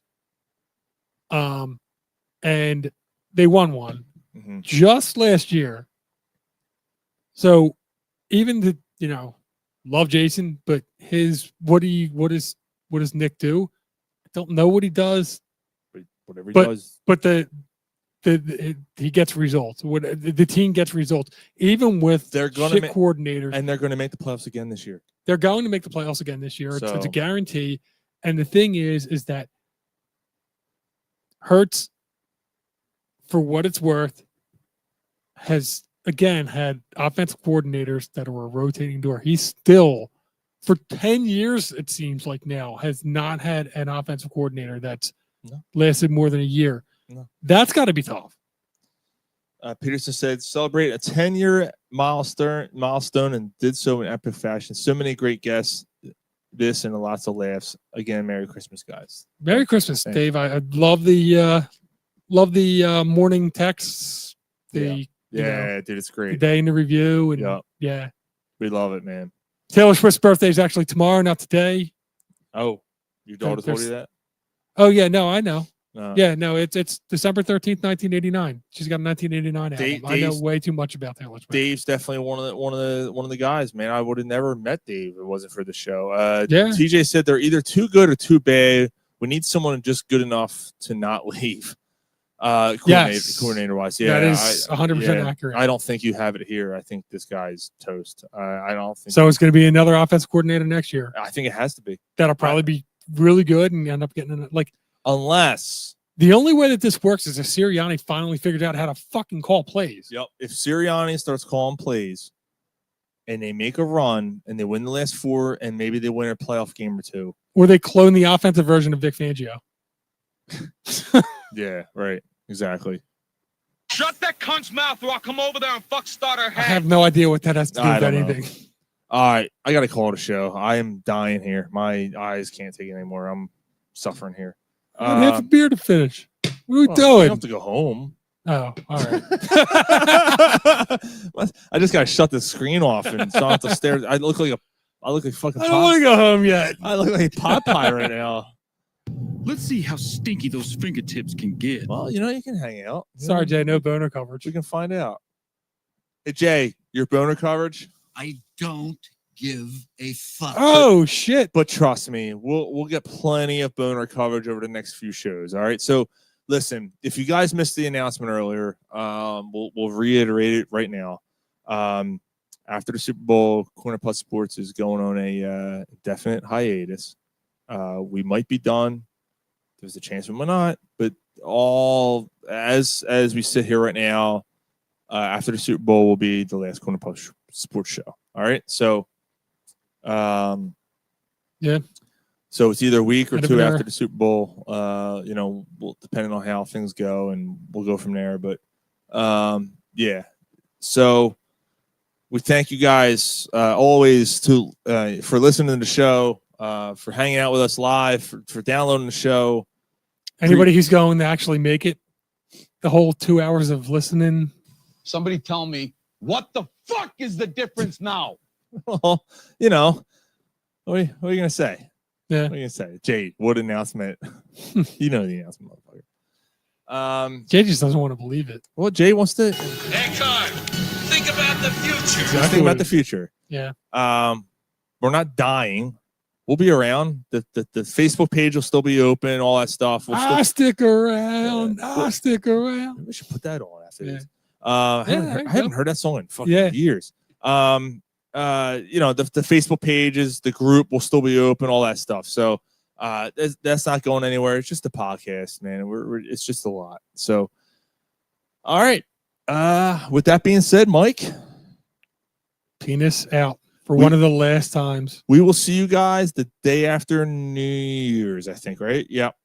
I think that's it. Yeah. So not 2 weeks, 3 weeks from now. 3 weeks. So enjoy. Everyone have a Merry Christmas. Yep. Take care. Got the Christmas hat. The only time that I got the Eagles, I still believe. I still believe in Santa. Are you the saxophone player in Lost Boys? Is that what you are? All right. I still believe. All right. Mike doesn't know. No. Needed 2 thrusts to get it in. All right. We'll see you guys in a couple weeks. Take care. Turn it off. Turn it off.